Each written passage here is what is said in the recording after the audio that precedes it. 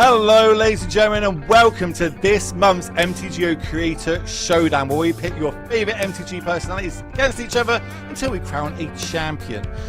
But holding my hand this week, we've got none other than a Hall of Famer, Mr. Martin User. How you doing, my friend? Straight off a plane from Hawaii, I see. Yeah, I'm coming here from Honolulu. I'm great. Well, how are you?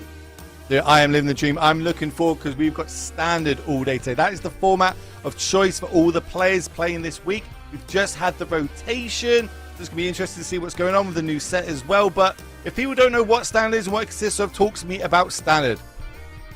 Yeah, standard's super exciting right now. I like that standard also has a much lower entry barrier than the other formats. So if you're a new player, getting into standard is not particularly hard because there's not that many decks, not that many cards.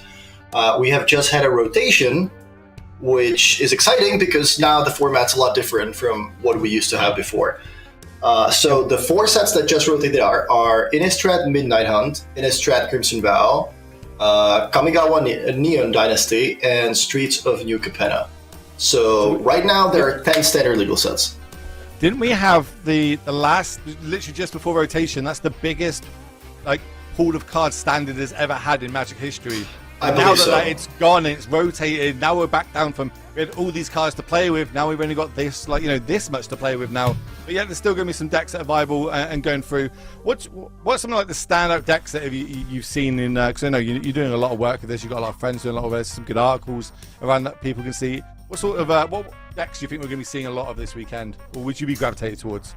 There's a lot of mid-range. There's a typical mid-range decks like Golgari and Dimir that kind of play a bunch of creatures, some removal spells. Then there are mid-range decks that kind of play a bigger game, that are trying to prey on the smaller mid-range decks like Domain. You're playing a lot of sweepers, you're trying to go over the top of what they're doing with Atraxa and drawing a bunch of cards. Then we have the aggro decks, like Monored, these prowess decks like Gruul or Jeskai Convoke, and then there are some control decks like Azorius Control. So you always have this kind of rock, paper, scissors metagame where the mid-range decks are trying to beat the aggro decks typically beat the control decks, and the control decks typically beat the mid-range decks. And then there's also Domain, and sometimes somebody plays some kind of combo. There is Infect as well. So yeah, we'll see what people bring today. Yeah. Well, if you were playing this month, what deck would you be playing, if you were battling out to try and win your share 5K? I like playing aggressive decks. I think the red prowess decks are really strong, whether it's Monored or Gruul. I also like Jeskai Convoke. So if you're an aggro player, there's a lot of different decks to choose from. But I think the best decks in standard right now are probably Domain and the Golgari midrange deck, because the Golgari deck is not just a pile of creatures and Doomblades. Mm-hmm. It also now has the Innkeeper's Talent and Vraska's Splinter Twin combo built in the deck, and those cards are not just, they work on their own. You can just play a Deep Cavern Bat on turn 2, then play Innkeeper's Talent, and start stacking counters on your flying lifelink creature and kind of make your own Baneslayer. So both of those cards work perfectly fine on their own, and the Golgari deck just, has a lot of really strong, powerful cards. That's going to be interesting. We'll see how that pans out. Obviously, we've got a lot of content creators bringing their favorite decks, some tune decks, maybe some spice out there as well, and you can watch it from their point of view if you need to, because we're putting them in a double elimination bracket. They are going to go head to head until they get 2 losses. Once they've got 2 losses, they got to come back next month. They are out of today's tournament. That's the structure. We've talked about the decks, we've talked about standard. You might as well see what are the top 3 cards that everyone has bought this weekend. So we've really put all the data together, we've collected it into one area, and there are 3 cards that stand out. Let's talk through them. These are the most played cards in the tournament. I don't know if we have the slide ready, but the actual most played card is a Swamp. There's 128 copies of Swamps in all these deck lists, but the most played non-land card is Duress with 69 copies, followed by Go for the Throat, also with 69 copies. So it's clear that the black midrange decks that were kind of dominating standard before the rotation are still here. They're still very popular. There's also Ura Brusk's Forge in third with 64 copies, which is typically a sideboard card in some of these red decks that is usually brought in against control decks or decks that have a lot of sweepers. You want to have recurring form of adding something to the board and dealing damage to your opponent without having to spend additional resources. So that's typically where the Forge comes in. I feel like I'm entitled that I have to say the word nice whenever we say these numbers back to back at least. But what does it tell you going to this weekend that most played basic is, most played card in fact is Swamp, which means it's definitely the most played basic. The top 2 cards being played are both black as well. Are we seeing, is a black just the strongest color to go with at the minute? Because is it the best after rotation? A lot more of the cards survive like Shield Red? I believe so.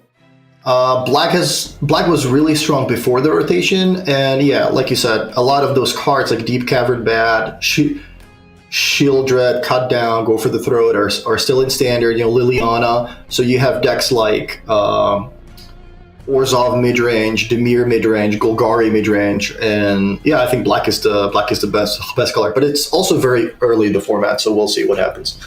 Well, we were talking about aggro decks, and it looks like they were so quick they started before we could get down to it. So this is round number 3 that we're joining here, ladies and gentlemen, here at the MTGO Creators Showdown, where it looks like we've got two big names going head-to-head. Caleb D versus Tandy MTG. It looks like we've got Jeskai Convoke, versus Blue-White Artifacts. How's this matchup, Menegos? Is someone super favored in this, or is this just we're going to turn things sideways until we have a winner? So both decks are trying to be very aggressive. So in that kind of matchup, typically whoever wins the die roll has an advantage.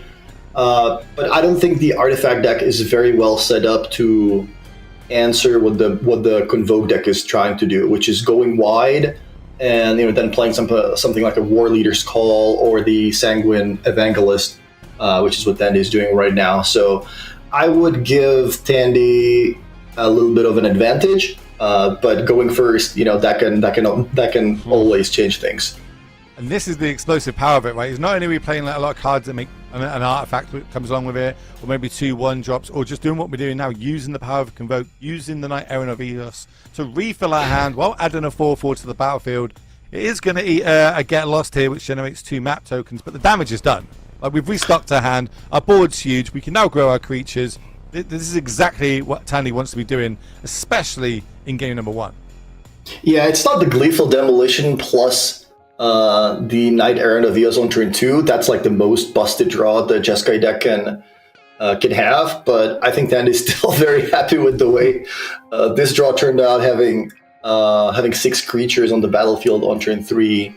That's typically very good in a creatures versus creatures battle.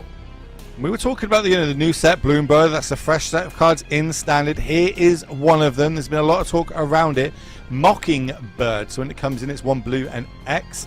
Whatever the X is, you can copy target creature on the battlefield. It can be either yours or your opponent's. And in this situation, we're seeing it copy that vampire on the battlefield and generate ourselves a 1/1 bat token. So a little bit of a way for us to kind of maybe halt this assault here from Tandy. Yeah, a lot of people, I think, don't fully realize how Mockingbird actually works, because the mana cost says X and blue, but you only need to pay 3 mana if you're getting if you're copying a creature that costs 3. If you want to copy a 1-drop, it doesn't cost you 2, it costs you 1. If you copy a 3-drop, it doesn't cost you 4, it costs you 3. So at first sight, when I saw the card, I thought, yeah, this is a little bit too slow. But when you actually fully read the text, you realize, yeah, this card is actually pretty good. Yeah, it's very good in some other formats. This is one of the cards I actually picked up myself because I've seen a few of the energy decks in Modern using it, copying Osseless Prides and stuff. But we're playing Standard this weekend, and I want to talk really about this Boros. I'm going to keep calling it Boros. It's got a slight blue splash, so it is a Jeskai Invoke deck. This deck survived a lot of the rotation, right? There's a lot of the key cards still in this deck, from the powerhouse that we saw last season to what it is now. We still got that Demolition Glees you spoke about. We still got the Warden of the Inner Skies. We've still got Errands. We've still got Recruiters, Novice Inspectors. We're just basically adding the blue for a Spygas Errand. Yeah, what I'm seeing. Yeah, the way this deck works is you want to flat out the board with little creatures that typically come with an artifact, which is the Novice Inspector and Spyglass Siren. And then you can use Gleeful Demolition to turn those artifacts into extra creatures. The more creatures you have, the easier it is to cast Knight Errant of Eos, and the more creatures you have, the better your War Leader's Call is, and the better your Case of the Gateway Express is. And yeah, then you just turn creatures sideways when you play the Recruiter, and you go to town. Well, we're doing that now because we've got a case of the Gateway Express on the battlefield. So now that, over 3 creatures the damage, they will get that Anthem effect at the end of turn. So now +1/+0 to all of our creatures. As we see Caleb drop down to 11. Draws another land for turn. Not ideal, but if you're going to flood out, at least you've got a few clues that we can start cracking and potentially get ourselves a bit deeper. We've got access to the deck list, and so does everybody at home as well. If you want to go have a little look at them all on Moxfield. Is there anything that can get us back into this? I don't see any main deck sweepers, at least not in game 1. Yeah, these aggro decks typically don't play sweepers. At least in the main deck, you can have something against, a particular color in the sideboard, for example, or deal 1 or 2 damage to your opponent's creature, something along those lines. If you're playing red but blue and white, I wouldn't expect anything from Caleb in game 1 that would be able to come back from this position. Like, you're not going to play Sunfall in a deck that plays a bunch of creatures. That's typically not the case. What about Steel? I think I'm pronouncing this right. Steel Seraph. It's a big, powerful artifact. 6-drop, 5/4. At the beginning of your combat, type creature gets Flying, Vigilance, or Lifelink, or you can play it for 3 mana for its prototype side. With that being, now seeing what's coming on the battlefield, it might just be game. But that card being able to gain 5 life each turn might just be enough. But in this instance, we're going to give all our creatures +1/+0 again, turn them all sideways. 2 blockers, a gazillion tackers. Yeah, you have the Recruiter trigger, you also have the Evangelist trigger, so these creatures are going to have a lot of power. Free anthems on it as well. So we've got the Anthem from the case, Anthem from the Vanguard, Anthem from the Recruiter. And one of our creatures will get a +1/+1 as well. This is huge. I love that Battle Cry, by the way, is in standard still. Battle Cry on a Pestamite was one of my first ever decks that I played. So, it's close to my heart. But that's going to be enough for Tally to take down game number 1. Nice and quick. Wrote it up exactly how he wants it to do. So as we go to sideboarding, maybe we can see if we've got those deck lists that we can show everybody as well on screen at home. But if not, we've got it in front of us, Martin, so we can just go through it. Hold on. Yeah, well, we're going to start over on Tandy's side. So 1 game up. This is the 75 that he has got. Looking at that sideboard there, is there any cards you think he should be bringing in to shore up game number 2 and advance to a 3-0 record? So one card you're always going to bring in against another creature deck that has bigger creatures, like you mentioned, Steel Seraph can do a lot, is Witchstalker Frenzy. Obviously, that comes in to deal with those bigger creatures. Torch the Tower, depending on how big your opponent's creatures are. In this case, against blue-white, it can kill the Warden, but it's not that great against Glyph. It also kills the Regal Bunny card. I think he's still going to bring some of those removal spells in. Maybe Destroy Evil, because a lot of those creatures can have 4 toughness, so Destroy Evil makes sense. Get Lost as well. I think the cards like Protect the Negotiators and Warbrusque Forge typically come in against the slower matchups like Domain and Control decks. So do we, because we're on the on the draw here, do we turn more into a control matchup for this game 2, and if we end up losing it, we then go back to being aggro and free? Or do you think we're going to go turn everything sideways every time? Yeah, I mean, it's still going to be a race. This deck is not very good at switching gears. Like the way your deck is built is just you need to play a lot of creatures on the board and then play your War Leaders Calls, Recruiters, and Cases. And if you don't execute your game plan, then there is no real fallback option. So if both players do execute their game plan like they did in the first game, then the Convoke deck should have a big advantage, because that's exactly what happened in game 1. You just go wide and all your creatures are bigger, and then you just swing for lethal. In Caleb's case, let's look at his sideboard. So what does he have? Disdainful Stroke does not seem very good. Archangel.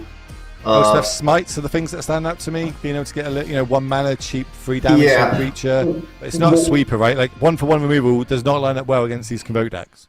One card that he's going to bring in for sure is also Tishana's Tidebinder. That doesn't look like a card that would be particularly effective against a creature deck, but it does stop all these triggers from Recruiter. It stops the trigger from the Knight Errant of Eos, for example. So it's actually a pretty good card in the matchup. Yeah, just being able to stop one of those triggers and amp effects, even just something that can maybe generate tokens for the turn, as well as the a 3/2 flash blocker that if need be. It's got some use. It looks like we're having a look at these opening hands. We can see Caleb's here at the top of the screen. That is a keep, 4 lands, 3 creatures, and they're not bad, to be fair. Starting off with the Skywarden. Oh, the Warden of the Inner Sky. I call it Skywarden, but here it is.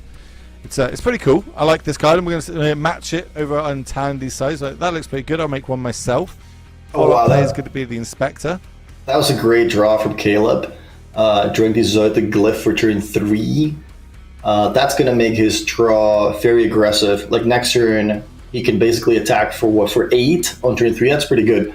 Let's see if Todd has a way to go wide here. He's looking for Resolute Reinforcements. But he doesn't have that. No. Also, we haven't actually touched that. If I'm against an artifact deck, that's actually a removal spell as well, right? Lethal Demolition. You can target your opponent's artifacts, not just your own. So you can exactly destroy one of their big threats if needs be. That might come relevant later the game goes. And yeah, we see it fired off there straight away. Just get that clue out of here. We don't want to see anything being attached to it. It's actually super relevant in Standard because we have Torpor Orb is legal in Standard, but you don't see it anywhere in anybody's sideboard because it doesn't really make sense to bring it in against Convoke when they have 4 copies of Gleeful Demolition in the main deck. And it's not like they're going to bring the card, take the card out after sideboard. So, yeah, funny how that works. So I think we might have missed 2 points of damage there. I think we could have given one of our creatures Vigilance before tapping out that turn.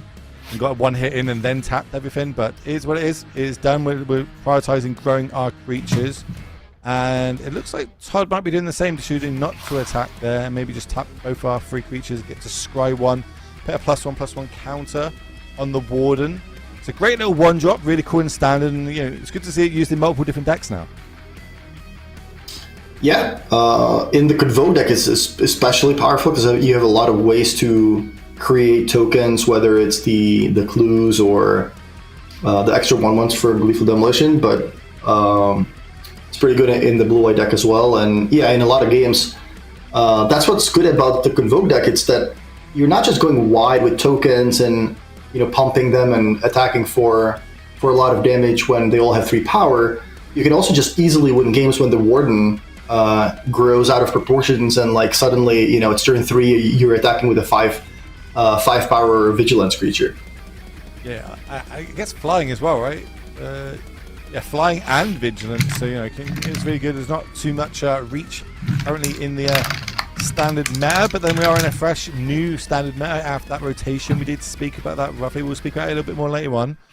So we are going to tap. We're going to scrying. We don't have a little look at what that was or if it stayed on top or bottom, but looks like we are digging for some answers. What sort of good cards that Tandy's looking for in this situation? I think you want something that deals with the Seraph. I think that's one of your problems. But then if you deal with that, there's also the Warden. So what Todd is looking for is removal spells. I don't think his deck has a lot of them though. Well, we've already fired off 1 Gleeful Demolition, but I imagine there's 3 more of them in the decks. That could be a way of getting artifacts off. We do have the case of the Gateway Express if we can go wide enough to get one of the creatures off the other side of the battlefield. Yeah, the problem is the creatures are too big to be dealt with by the case right now. The Seraph has 4 toughness and the Warden has 5, I believe. We got some Destroy Evils, Get Lost, Torch the Towers, Witchstalker Frenzies. That's basically our removal suite if they came in out of that sideboard. You've got to imagine some of these at least would have come in, as you mentioned, they've just been able to go the bigger toughness creatures off the battlefield. It's always been a problem for these Convoke decks, but we're going to go wide. We're going to add to the battlefield and restock our hand. It's really showing the power here of the Knight Errant of Eos. As on the other side, we're going to see Caleb playing a, what was it, a schooner or something is it called? Subterranean Schooner, yeah.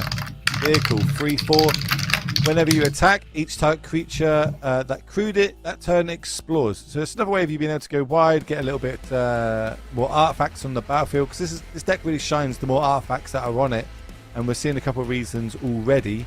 But yet again, it looks like Caleb is kind of flooding. Yeah, and the scooter, it kind of just fills the curve nicely. You have a lot of 1-power creatures, so it's easy to crew, and you don't have a lot of 2-drops. Plus, one of the biggest upsides of the card, at least before the rotation, was that it's an artifact, so you can't kill it with Go for the Throat. That was one of the main reasons why that card appeared in a lot of blue aggro and mid-range decks. The premium removal card, arguably in standard now, it is the second most played card in this tournament. So yeah, maybe that's where Caleb comes from. Like, well, if that's the most played removal spell, if I can build a deck, an aggressive deck that's rolled down artifacts, I'm going to turn off a lot of removal, and they're going to find it very hard to get it off the battlefield. But right now, he is just struggling with Tandy going wide and wide and wide. There's another Ranger Errand of Eos comes down. Another flyer, more importantly, because if you look at that life total, 6 life going against 2 flyers. We need to find blockers while applying this pressure, because Caleb is at 24. Yeah, Caleb is at 24. He's going to get extra life on his own turn. But Todd's been doing a pretty good job of, flooding the board with creatures and going wide. I think there's even more creatures to the right side of the Knight Errant of Eos that we don't even see on the screen. And if he does have Recruiter next turn, let's see, he has a land, 1-drop Recruiter, attack with everything, get an extra trigger from the Evangelist. I think that might do it, even if Caleb is at 30-ish life. Jeez. Yeah, but can Caleb win this turn? So I think we've got 3 flying blockers, which tells me no, because there's no way of getting trampled, there's no way of going over the top or removing any of these creatures. Mockingbird gives us another flyer if that comes down and copies something. We've also got 2 of the creature lands that can get animated at some point, and they themselves will turn into 2 free flying birds. So looks like Mockingbird's coming down for free. That's going to copy the prototype. That's interesting. I didn't know you could copy the prototype side of it post to the main side. That's pretty cool. Yeah, I think now Caleb is going to be gaining 9 life this turn, because he can double lifelink if he wants to. He can also make them vigilance. One of those already has vigilance, so I think he's going to be giving the warden probably lifelink. Or the Seraph gets both. The Seraph gets both lifelink and vigilance. Okay, that makes sense. These are 3 flyers, as well as it's going to explore. It looks like Mockingbird on top, if we want to keep that there or not. Looks like we do, so +1/+1 counter is going to get added, and we're going to have to go chumping at least 2 of these. Take 3, drop to 3. Tandy Caleb goes up to 29, plays the Myrics. That is the last card in hand, so now empty-handed. Can Todd fight back? We now got access to his hand. Looks like we've got another Knight of Eos, another Warrant, and another Inspector, but only 1 white mana. Yeah, and none of these cards is a Recruiter, so we're definitely not going to be trying to attack for lethal this turn. You can still cast 2 cards, because you can convoke out the Knight using, tapping one of the white creatures. But this is basically just Todd trying to stay alive, and I think if you have to chump every turn by throwing 2 or 3 creatures in front of your opponent's attackers, while they're gaining 10 life a turn, then that's typically not a battle you're going to win. So I think we can attack with 4, maybe even 5 flyers next turn. So Tanya's really going to have to find some way of shoring up the skies with just 1 blocker currently. Doing the old surveil trick here on the Warren, so that does now become a 4/5 flyer vigilance. That's 2 flyers we've got. But is that enough? Can we get out a 3rd flyer? I imagine it's got to do something with this Knight in hand is going to have to happen, but I don't think there was a way, so we're going to scoop up, go to a game number 3, because Kellen's taking that one down. That's what we means we're 1 game away.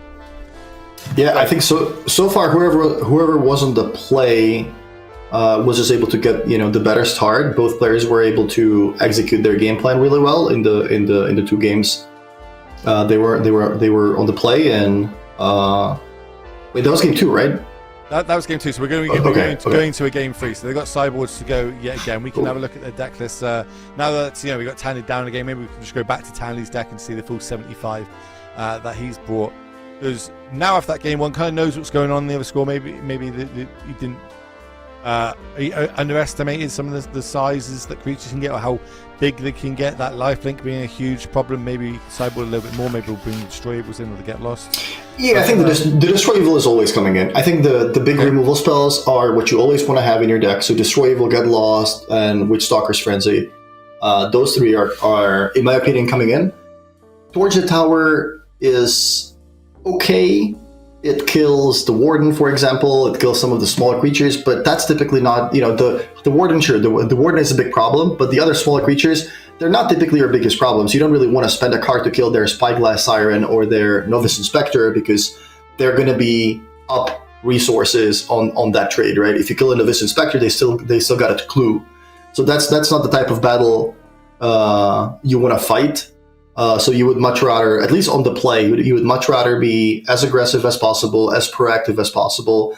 And sure, yeah, maybe you can have those 2 or 3 big removal spells, but other than that, you're just very, very happy to do what you did game 1, and that worked really well for Todd.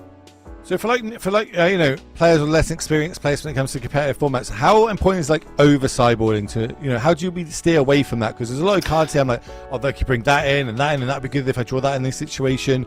But at the end of the day, I'm an aggro deck. If I take out too many of my aggro cards, I'm going to slow my deck down, which is going to put me in a worse position post if I was aggro. So what's kind of the fine line that we're dealing with here of not being able to over sideboard? What cards can our deck still be an aggro deck if we take out of the main? Yeah, that's a great point. If you're playing control or if you're playing mid-range, you can sometimes completely switch gears and change your plans after sideboard, have these transformational sideboard plans. But this is an aggro deck, and it's also a synergy deck.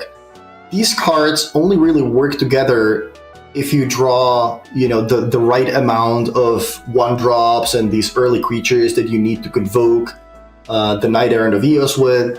And, cards like War Leader's Call, of course, need a lot of creatures on the battlefield. So you can just bring in, 8 shocks, board out 8 creatures, and then just hope that you draw all your cards in the right order. Interesting. Well, it looks like we got Caleb on a Molder 6, and I imagine it is looking close to a Molder 5, but no, it decides to keep the 1-lander, is on the draw because was able to take that second game down. So Todd will pick us off here with Warren of the Skies, Aaron. Todd's draw is interesting because he doesn't have a good turn to play. He has the Warden, which is great, but he wants Resolute Reinforcements, he wants Spyglass Siren, he wants Novice Inspector, and he doesn't have any of that. So that Gleeful Demolition also doesn't have a target, although you can of course use it to destroy something on Caleb's side of the battlefield, which is what I believe makes this a keep for Todd. I think he was considering all these options and perhaps thinking this would, under normal circumstances, be a mulligan, because that Gleeful Demolition is technically already a mulligan in my hand. But the fact that I'm playing against an artifact deck makes this a reasonable keep. Yeah, slightly slow, but we're going to see here Get Lost is going to get fired. The main reason behind that is so we can't activate it once this the Spyglass comes down. So Caleb with the extra mana is going to start manipulating the top of his deck. Because remember, we did keep that 1-lander, so we need to find lands. We were lucky in our first draw step to find that basic plains, but we would like a few more because we've got some nice free drops sat there in our hands. And now Todd is going wide. Yeah, this was the draw that Todd was hoping for. He really wanted to draw that Siren or the Novice Inspector. It came with the artifact token. That allowed him to fire off the Gleeful Demolition. All of a sudden, he's up to 5 creatures on the battlefield. That means Knight Errant of Eos. That means more creatures, and with that War Leader's Call in hand, I think he's definitely in the driver's seat. We added 10 power to the battlefield that turn. Yes. 10 power got added, and we only got 3 mana to use for it. That is crazy. All right, Caleb, what can we do? How can we fight back here? Missing our land drop is not where we want to be. We do have access to Get Lost. We've also got another Inner Sky if we want to deploy that. Other than that, we might crack in some map tokens. At this point, even if Caleb stacked his deck, I don't think he would be able to win. It's unfortunate, but that's just sometimes what happens in these aggro mirrors. If you're on the play, you're the one who's attacking. The opponent's the one that has to fire off the removal spells to try to stay alive. If you're in the play, yeah, you kind of just get to be proactive, aggressive, do your own thing. You have a little bit more time than the opponent, and if both players execute their game plan, then it's going to be Todd who wins because his strategy beats Caleb's strategy of making one big creature with Zoid the Glyph or. So we got options here. We got options. We can add 3 more permanents to the battlefield, which would let us, scry one, put another counter on our own inner sky, or we could go War Leader's Call here and give all of our creatures +1/+1, and our future creatures when the ETB will do an extra point of damage. Caleb sat on this Get Lost, which is probably a good target for that War Leader's Call, but we'll find out how this is going. Yeah, at this point, both players know each other's deck list, and they're both very experienced. So Todd is probably taking his time, trying to figure out, okay, my opponent kept up 2 mana in a situation where he really wants to add to the battlefield because he's really behind on board. So what can he have that he would pass the turn with? And I need to make sure that I don't play right into it, right? So he could play War Leader's Call, but he knows that it could possibly get hit by the Get Lost, and that would kind of nullify his entire turn, although he's still attacking for 10 in the meantime. So whatever Todd does, he can't really do it wrong. It doesn't matter what he does, he's still going to win if he just literally taps the creature sideways every turn. But I think he's taking his time to try to figure out what is the way I could possibly lose this game. Is there a way? Is there a line? And I just need to make sure I don't play right into my opponent's cards that would allow them to turn the game around if there is a way. It looks like we're, with this trigger on the stack, we're going to fire off that Get Lost, which makes sense. We're tapping all of our 1-powered creatures because we don't want to attack them into the 2/2 on the other side. So we are just going to get in there with the powerful 4/4s, dropping down to 14. Another Get Lost is what we found off the top.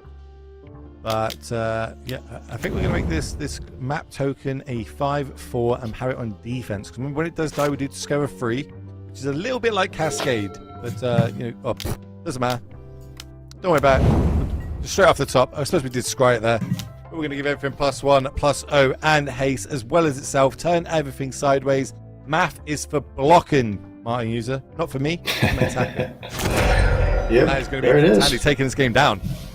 Nice and easy. Just exactly what to do. Advance into a 3-0 record. That means you're 1 win away from getting in the prizes. Because everybody today, they've got the battling for something. There's 5k on the line. So let's have a little look. We didn't get to do it earlier on, so we're going to have a look at it now. Let's talk about the prizes that everyone is battling out for today. Because double elimination means you lose 2, you're gone. So you got to keep playing. Hopefully you get that 4th win or even a bit beyond before you get that 2nd loss. And then you can take away some prizes. So talk me through the breakout, the payouts here. All right, so technically the finals basically awards 2k to the 2 players. And the way they split it is the winner in the finals, the winner of the 2 5-0s that battled in the last round, the winner gets $1,250 pretty good day for playing six rounds of Magic. And the loser gets $750. The other 5 ones, they're going to get 600 each. And then all the 4 2s get 500 play points and 50 treasure chests and 1 full set of the card set. That's pretty cool. You know what I mean? For a free tournament, we invite all our creators to participate in. The format changes every single month. We've done Pauper, we've done Modern. We've got some really cool formats today. It's Standard, of course, which is nice because it's moved around now because of the rotation. That has happened. And we spoke about the 3 most played cards this week, or in this event. But there's a new set that's been released into Standard. We've got Bloomburrow. We've got the 3 most played cards from Bloomburrow that maybe we can have a look at, and you can talk me through what these 3 are and why we think these are making such an impact on Standard. Here they are. Talk me through them. So Fabled Passage, probably no surprise. You need to fix your mana. You need to make sure you get all the right colors. It's a card that goes really well into decks like Domain, control decks. Obviously, the aggro decks don't really want to play a slow fetch land that basically is a land that comes into play tapped in the key turns of the game, which is turn 1 and 3, but it still fits into a lot of the decks in the format, a lot of the mid-range decks, a lot of the control decks. Then we have Vine Lasher, which is the black 1/2 that pings the opponent every time you make a land drop. And that is good both in the black aggressive decks, but also in the Nissa plus Aftermath Analyst deck that gets a lot of lands into the battlefield, and you sack your board with the black card that lets you sacrifice permanents. You draw a lot of cards, you sack all your lands, and you use another Analyst to bring all those lands back. And before that, you play the Vine Lasher to ping your opponent for 20 or whatever that is. Heap Harvest number 3. That's a card that goes pretty much only into Domain, or if you fancy playing some other big green deck that wants to ramp up. That's a 3-mana card that it's the 3-mana artifact that when it comes to play, you search for a basic land, I think, and put it into play tapped. So yeah, that's the top 3 from Bloomburrow. So a little bit of fixing. Everything there has to do with mana in some ability, if it's doing damage or just getting more of it on the battlefield so we can ramp up, which makes sense because we've had a lot of top individuals, some playing today. One of them we just had a nice big raid from. Shout out to all the group there coming from Reed's channel, where Reed just put an article out about all the different decks that are in standard and kind of listed them in a tier order. And the biggest one is the Domain deck, so it makes sense that now it's got a little bit more fixing, a little bit more ramp, that they're the main cards that are having an impact in standard. But I want to talk about this Lizard deck. You're an aggro player. I've classed myself as an aggro player. This Lizard deck that we see floating around at the minute, this Rakdos list, it's very cool. A few players have bought it this weekend. I think it's got some really cool synergies on there. Plus, I just get to play Lizards, right? Like, it's pretty sick. It's going to be really good to see. I think we're queuing up a backup feature match. I'm just going to have a little look while mine talks. Give me your piece on the Lizard deck. The Lizard deck is, it's just red-black aggro, basically. Instead of being mono-red and playing the prowess creatures plus, shocks and incinerates and monstrous rage, you play more creatures that are good on their own. Plus, they have some good Lizard synergies, and then you obviously play the black removal spells. Cut Down and Go for the Throat are oftentimes better than Shock and Lightning Strike when you need to deal with cards like Shield Dread. But yeah, like what you said, if you want to check out what Standard is about, what is the rough power rankings, what is the rough order of the decks that are currently being played in the metagame, you can head over to channelfireball.com. Reed has just posted his power rankings, I think, 2 days ago, and I think there's 12 decks going from 12 to 1. Domain is first, as you said. I think Gruul Prowess was second. Golgari Midrange was up there. There's a lot of decks you can play right now, so make sure to check that out. So it looks like we're trying to queue up our next feature match. So while we work on that, we'll keep talking about Standard and the kind of this rotation that's happened. We've gone from such a big card pool down to what we've got now. We just seen there Convoke, a lot of cards that are still around from that deck from last season and now around in this season. So it makes sense in the hands of these some of the more specialist aggro content creators we've got out there like Tandy. It makes sense that he's going to pick that one up. But looks like we've got a deck. Looks like 2 players ready to go. We've got my our good friend and my co-caster for the last time we had the MTGO Creator Showdown, Philippa Crawler, at the top of our screen here. Looks like she's 1-1 and going up against Andy Blue Mir, who's also 1-1. And I think this is a Domain versus Golgari mid-range matchup. Now, I've played a little bit of both of these decks, but I don't know which one would be favored. You got any options? The Domain deck basically exists to prey on these mid-range decks. Oh. If your deck full of sweepers and Atraxas cannot beat a deck that plays, that's basically mono 3-mana creatures, then something's wrong. But obviously, there are some things that can swing, the momentum in your favor. Duress, Deep Cavern Bat, discard spells. Liliana's really strong. Plus, you also have the Innkeeper's Talent plus Vraska combo, which I think is exactly what just happened. You can let your opponent sweep the board all they want, but if they don't have an answer for an enchantment and a Planeswalker, then you can just combo them off with this little Splinter Twin combo. I was hoping to set this up, but Philip was just there. We just see what. So let's talk about this Splinter Twin. It's a meme at this point. In other formats, everyone always wants when Splinter Twin coming back out. I want Splinter Twin. Anytime we see a 2-card combo in Magic the Gathering, we now call it Splinter Twin. There is one in Standard right now. Talk me through both cards and what they can do, the magic that can happen when we put them together. So you need Innkeeper's Talent, which is a 1 and green saga or enchantment class that at the beginning of your upkeep, at the beginning of combat on your turn, you put a +1/+1 counter on your creature. That's the base thing the card does. So if it works really well with cards like Deep Cavern Bat, for example, or just whatever creatures you have, you can just make them bigger. So for 2 mana, you already get a pretty decent card. Maybe not completely standard playable under normal circumstances, but it's pretty decent in the Golgari deck.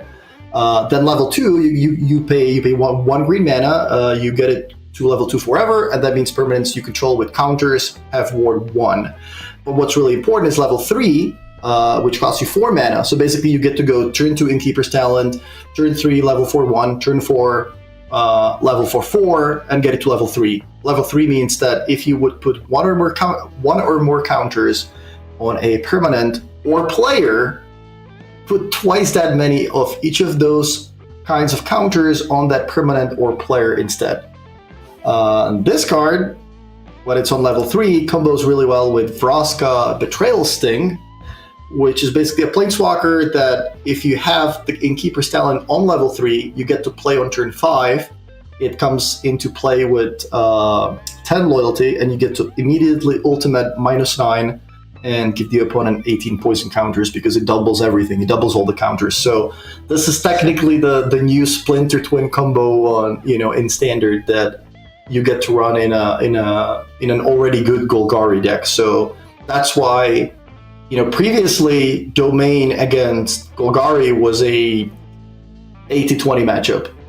You sometimes could get lucky with all the discard spells and Liliana and maybe, but they still, even if you discard their hand, they still have much better top decks than you do because they have all these big cards, Sunfalls, Archangels, Atraxa. Now, sure, you can play all your Sunfalls and deal with my creatures and Archangel kill this, kill that, Atraxa. Sure, you can tap out.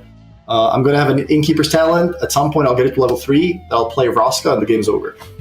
Well, that's because we speak about rotation quite a lot, right? But that's because, was it Planar Cleansing? The 6 mana one that wiped, exile graveyards, enchantments, artifacts. You got to pick which one you wanted to choose. So now that that's been rotated out the format, we're now able to take advantage of that by using Innkeeper, keeping our enchantment on the board to just, one, as you mentioned, make our creatures bigger, do our game plan, turn them sideways, make a Shield Dread even bigger than she already is, turn her sideways quite a few, win the game that way. Oh, you've wrapped my board, great, I've just top decked my Vraska, ultimate, win the game on the spot, then it's done, we're going to go be home in time for tea and bickies. But on that one, that is going to be the end of round number 3. Remember, we've got 6 rounds for you all today. And we've got a lot of giveaways. We didn't even mention that. We had to get out to the game so quickly. We're going to talk about the giveaway now before we go to the break. They give me the power to do giveaways anytime I want, chat. And I feel like right now is a good time to do a giveaway. But later on in the show, when we start getting to round 5, round 6, near the end, we'll be giving away this microphone to one lucky viewer. So don't type the word beacon yet. This is not the word that I need you to type right now. Do not type the word beacon. I need to underline that. But do not type that right now. But what you should type is the word twin. If you type the word twin in the chat right now, you're going to have a chance of winning 120 play points, courtesy of our sponsor today, Daybreak Games. So if you want to get yourself in an MTGO league, maybe even some vintage cube, there's some cool stuff happening with that right now, which I'm sure we'll be talking about later on in the broadcast, then you need to type the word twin. And we're going to pick a winner from that when we come back after this break. So I'm Will, that's mine. We'll see you soon.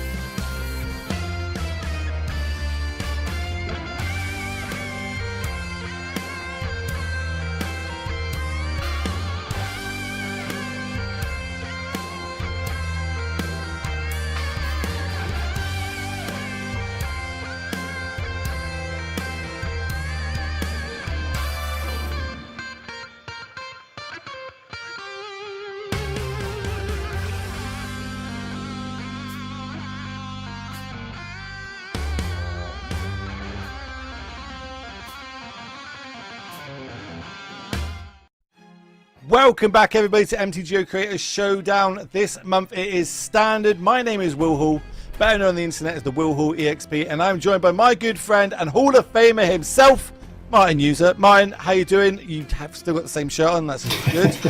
No sunglasses.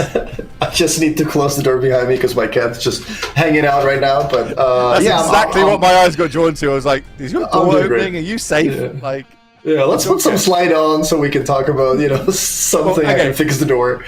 I'll remind everybody what's going on right now. Well, we have got your favorite content creators going head-to-head, battling out over 6 rounds of standard action, double elimination. So once they get that second loss, they are gone. They need to come back next month for whatever the format is going to be. But they're battling after their share of $5,000 US. So let's see how the breakdown looks. This is the breakdown for everybody at home. So, you basically keep battling until you get a second loss. And hopefully you've got 4 wins by the time you get that second loss, because then you are in the prizes. Martin, talk me through this. Yeah, so the finals players are basically going to split 2K. The first person, 6-0, 1250, pretty good day of Magic. 5-1, still pretty good as well, $750. Everybody else who's on 5-1 by the end of the tournament gets $600. And then all the 4 and 2s get themselves 500 play points, 50 treasure chests on MTGO, and a full set of the current set on MTGO as well. That's pretty cool. That's pretty good. But we like giving things away on this channel, and we don't want just the content creators to be walking away with me. I want everybody at home to be walking away with something as well. If you haven't noticed, people just randomly type in twin in the chat. Well, why they're doing that is because there is a giveaway happening right now. I need you to type the word twin, being the chance of winning 120 play points. And I'm going to pick a winner in roughly a minute's time. So you've got a minute to start spamming that in the channel. But you've also got to stick around, because later on as well, we are giving away a Beacon microphone. One of our sponsors of today, they're giving us one of the really sweet content creator microphones. So if you're looking to get into content creation, or you just want to have a better Zoom call with your friends or Discord call, wherever you're into, it is one of the top mics on the range. So but you got to stick around. You got to be here to win it. If you're not here, you don't type the right word, but you can't win it. It's literally that simple. So Martin's going to tell me what deck he would be playing right now if he was playing in this event, and what you would spend 1,250 USD on if you won this event, while I pick us a winner. I would probably play either Jeskai Convoke, because I played that deck at the last Standard Pro Tour, or I would be playing Golgari Midrange, because I enjoy that type of Magic. I enjoy the mid-range creatures. I enjoy the Planeswalkers like Liliana and Vraska, and the deck got a lot of new tools, like the Innkeeper's Talent plus Vraska combo. So one of those 2 decks would probably be my my choice for the tournament. And what would I do with the 1250? I don't know. That's a good question. Buy more shirts and more sunglasses, I think, is where you're going with that. And I'm being told that you just spoke about that combo. We've just had that giveaway of twin. We're going to go down to our feature match area, where I think we're going to see it in the hands of our good friend Philippa Corrales. Let's get down to that match and see what she's going to be up against. Momentarily, jokes on your chat. We'll get down to that in a moment once we get down to it. But we saw it a little bit in the last game. We saw her pull off the split into twin combo, being able to give our opponent 18 poison counters, which that's pretty good style points. You know what I mean? You got the glasses, you got the shirt. What's some of the other good style wins that you've had personally in Magic the Gathering? Is there any cool sweet victories that just stick in the back of your head? Cool victories. Like style point ones. You're like, oh yeah, I beat someone by milling them in the Rhino's mirror or something. Not really bad, in terms of, how I finished certain games, but there were 2 GPs that awarded TVs and PlayStations and computers and plane tickets, and we called them GP Best Buy, and I happened to win both of those GPs, so I think that's kind of cool. But, So your house is just stocked with multiple PlayStations and stuff sitting around. I like it. I can respect that. What decks were you playing in those? One was limited and one was standard. Yeah, one was standard, and I didn't know what to play. So a couple days before the tournament, like always, I messaged Brad Nelson. He gave me a deck, and I won the standard Grand Prix. That's kind of how it works with Brad. If you want a good standard list, Brad always has you. Yeah, Brad was an absolute powerhouse back in those standard days. He's just winning everything and still does it. Let's be honest. It's not like he stopped, still doing it. But now here as we get down to round number 4 here at the MTGO Creator Showdown. Philippa Crow at the top of our screens versus Nola Gold at the bottom. It looks like we got Cookies versus Golgari. And Cookies on the play. That's exactly where he wants to be. Yeah, the Cookies deck is very similar to the blue-white deck we saw from Caleb earlier, but you're playing green cards instead of white cards. But the goal of the deck is the same. You make some free artifact tokens, on the side, put Zoetic Glyph on it, and meanwhile you're pressuring the opponent with some good 1 and 2 drops. This deck is playing the Thieving Wormlet instead of the Warden of the Inner City, whatever the name is. But basically, the plan is the same. And Golgari Midrange, on the other hand, classic, creatures and removal spells and planeswalkers. Basically, we have seen this in every format forever. It's basically the Jund of Magic. Yeah. It's the Jund of Magic. It looks like Liliana the Veil is coming down, which we talk about Jund. You can't talk about Jund without Liliana, and she's going to get ticked down. So we're going to have to sacrifice a creature over on Nola Gold's side. That is going to be the cookie itself. Which I'm looking at the removal speed here for Philippa. You've got 2 cut down and 4 go for the throat, and we're seeing another artifact synergy deck.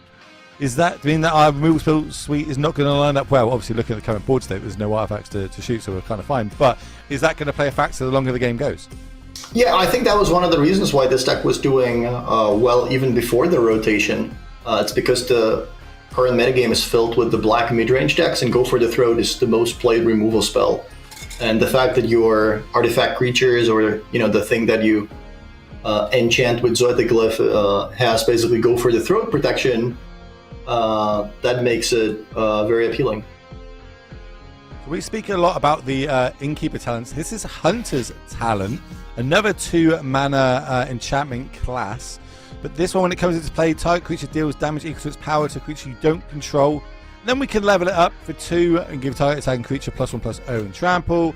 Then we can pay 4, and if we've got a creature power 4 by the end of the turn, we can draw a card. So it's got a little bit of everything. It's going to help us kill a creature, it's going to help us pump a creature, it's going to help us draw cards the later the game goes. And what it is doing right now is dealing with that battlefield, dealing with that Liliana, while getting a bunch of damage in and generating more artifacts. So what's going to be a good follow-up play for Philippa here? Is Shieldred enough?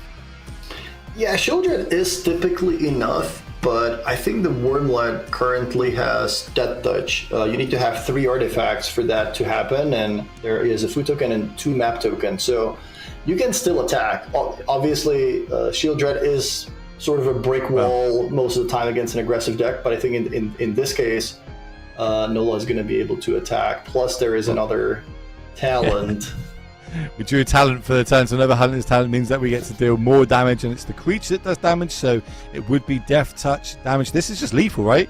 We play this, kill the Shieldred on the other side. We've got 8 power to now turn sideways, and that's going to take us to a game number 2.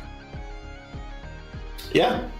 I don't know who won the die roll, but that's typically really important in a matchup like this. You want to be the first person, putting something on the board, pressuring the opponent. If your opponent is the one who starts with a removal spell into Liliana when you only have 1 creature on the battlefield, then you're typically in trouble. But if you already have 2 or 3 creatures by the time they can play Liliana, then it essentially doesn't really do a whole lot.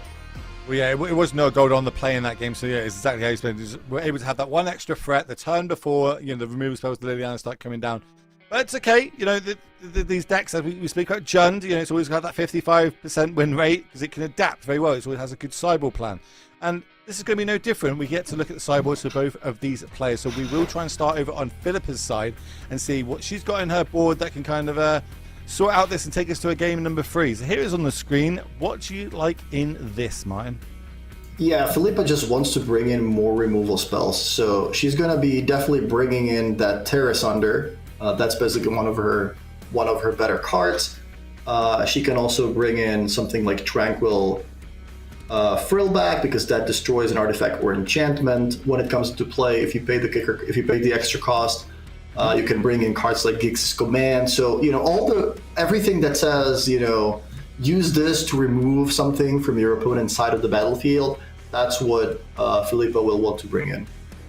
On the play, I think she wants the extra Liliana probably as well, although Nola does have a lot of small creatures. Is this one of those games that I'd be trimming on the Inti per Talents Vraska combo, maybe boarding down on my Vraskas? Yeah, I think so. I think Vraska is a little too slow. Like, you can still, keep 2 and 2, for example, in the deck, so you still have that 1-2 punch that even if things are going wrong, I still have some outs to, win the game out of nowhere. But yeah, cards like Vraska that cost 5 mana are typically not as great in this matchup, although the more removal you have, the better the Planeswalkers get. If you can keep your opponent's side of the board clear, then Planeswalkers are great, because you're just going to put them in play and they're going to start giving you resource advantage. All right, well, let's have a look on the other side. Nola Gold, 1 game up, 1 game away from staying in this tournament, because both players are X and 1. Remember, they get that second loss, they are gone. This is the 75, that is the sideboard. What do you like bringing in? Nothing really strikes me as like, oh wow, this is a card that is going to completely turn the matchup around. I think Repulsive Mutation is a card that you can bring in just to kind of keep the opponent honest. Maybe it's something they're not going to expect. But outside of that, I don't really see anything that's like, oh wow, this card is going to completely destroy my opponent. Well, but we've got to keep for both players here. Both players look a little land heavy. There's a few more utility lands over on Philippa's side, though, I'd say, but very much an aggressive draw here. As we saw the Dread Knight come down, just cast as a 3-2 trample, not going to use the extra ability, don't want to go a card deeper. The way this hand is looking is, looks like we want to turn things sideways and we want to do it quickly. Another land off the top, Swamps, that gives us 3. And we've got the idea we can play another Dread Knight, or we can go play the Innkeeper Talents. I imagine now we're going to play the Dread Knight. Makes sense. Yeah, just 6 power on the battlefield and go. If you're not doing anything, let's end the game ASAP. What's going to be the reply here from Noah Gold? We got up to our 3rd mana, and now this is a good road block. Having a Vigilance 3-4 creature on the other side of the battlefield, and us not having a good way of getting it off. We can probably attack into it with one of these Dread Knights if we wanted to, but we drew the Shield Dread, and she's a lot better crashing through big 3-4 Vigilance creatures. Yeah, Shield Dread's great here. It's funny, looking at the creature's numbers, the 3-2s get stopped by the Sentinel in turn gets stopped by the Shield Dread. So yeah, this is a situation where you want to have something like Innkeeper's Talent, you want to have something like a Planeswalker, you want to have Liliana, you want to press the advantage, get rid of the opponent's blocker, turn your creatures sideways. So far, both players got a decent start, but no one has a clear advantage just yet. Obviously, Shield Dread is, Shield Dread is huge, but we haven't seen any removal spells yet, right? That's the problem currently. No player's got removal spells. We're both just playing creatures out. The power of each of these creatures right now has got to be, I'd say, advantage to Philippa. Shield Dread is just an absolute house. When it goes unchecked, it can just sit there and not attack and still win the game. We've also got the Cottage. Remember, that can turn into a 4-4 if needs be, as early as this turn now, as Duress is found off the top, which is huge if we fire it off, and we're going to find the one removal spell in hand for Noah Gold. That is going to take that Hunted Talents, which means this Shield Dread is going to stick around a little bit longer. Yeah, I think the Shield Dread is going to stick around longer anyways, because the talent is going to make it bigger. But now, when Philippa knows there is no removal spell, she might want to make one of the Dread Knights have 4 power, so she can start. This. Yeah, exactly. So she can start attacking with that Dread Knight. So I like that play quite a lot. I think she's on the fence. Does she attack here? Does she not? I feel like I would have attacked, because what's the worst that happens? I trade with a creature on the other side, plus I get to do the adventure ability, and at the minute I've just got land in hand. I've got quite a few lands, so I can afford using that 2 mana to go another card deeper in my deck. She decides against it. Over on the other side, though, Noah Gold found Modern All-Star Actor's Soul Cauldron for the turn. And it looks like we are. Well, we're not going to start there. We're going to start off with the is it the kite sail? And this gets to turn that Shield Red off, so that's a real good find off the top of the deck. Or maybe it was hidden off screen a little bit, I didn't have good eyes on it. Shield Red is now just a treasure token. She is a treasure in her own right, but right now she is just a treasure token. I'm gonna work out if it is when it leaves, we get her back, don't we? Choose up to one touch creature. Control for as long as it remains on. But yes, as long as it's on the battlefield, it's a treasure. But if we can deal with that Kite Sail, then we get our Shield Red back, which is going to be huge. As we now see Agatha's Soul Cauldron coming down, and able to eat that Dread Knight out of the graveyard, adding a +1/+1 counter to the Kite Sail. So now it's going to get a 3/4 with flying on Ward 1. Gotta find it now. If you told me a month ago that Standard is going to be, I don't want to say dominated, but one of the key cards in Standard is going to be a 2-mana enchantment that puts a +1/+1 counter on a creature every turn, I would not have believed you. No, I think I'm in the same boat. I don't think I would have believed myself either if I said that. Philippa's got nothing better to do though. All she's she drew the cut down the turn before that Kite Sail got out of range. So she's just going to turn it straight up into a race. She thinks if she can play it 2 counters every single time, double this creature, keep turning it sideways, she'll be able to win this race. But Gold might have a few questions about that, especially with some of these good top decks that we're seeing. Yeah, Philippa just really wants to get that Shield Red back as a creature. Cut down is interesting in the matchup. There's a lot of small creatures, but you're not really all that interested in killing a card like Spyglass Siren, although it still kills the Wormlet, it kills Stuffed Cookie, so I guess it's still okay, but with Hunter's Talent in the format, Cut Down can be an awkward draw a lot of the time. Yeah, and we're seeing it now, just stuck in the hand, not much to do, but we do have 6 mana, so if we kept in those Veraskas and we rip it for the turn, that's just GG. Yeah, I think Cut Down, for example, is a card that I like to have on the draw when I feel like I have a lot of catching up to do to not fall too far behind. But on the play, I think I like to be sometimes a little more proactive. Maybe have those planeswalkers and be the one who's pressuring the opponent. This is why we're getting moved. I love this insights as literally the best players we have in the game of how they see different matchups, how they approach them. The sideboard choices, I think that's why we enjoy this live Magic so much, is because we get to have a little in depth, and we all know no one can play the perfect game of Magic ever. It is literally, it just doesn't thing. It's not a thing, but it's interesting to see what lines people come with, and keeping the cut downs in, opposed to not. Maybe it's on the play draw thing. I know Tom Ross back in the day, very good aggro player, used to cut a land when on the draw. Would still play a 20 land deck, but go down to 19 on the draw because I start with an extra card in my hand. It's basically a land, and I always love that mentality on it. And here we see now. Hold on, let's see. Is this lethal? This is 5, 10, 13, 14. No, this isn't just lethal just yet.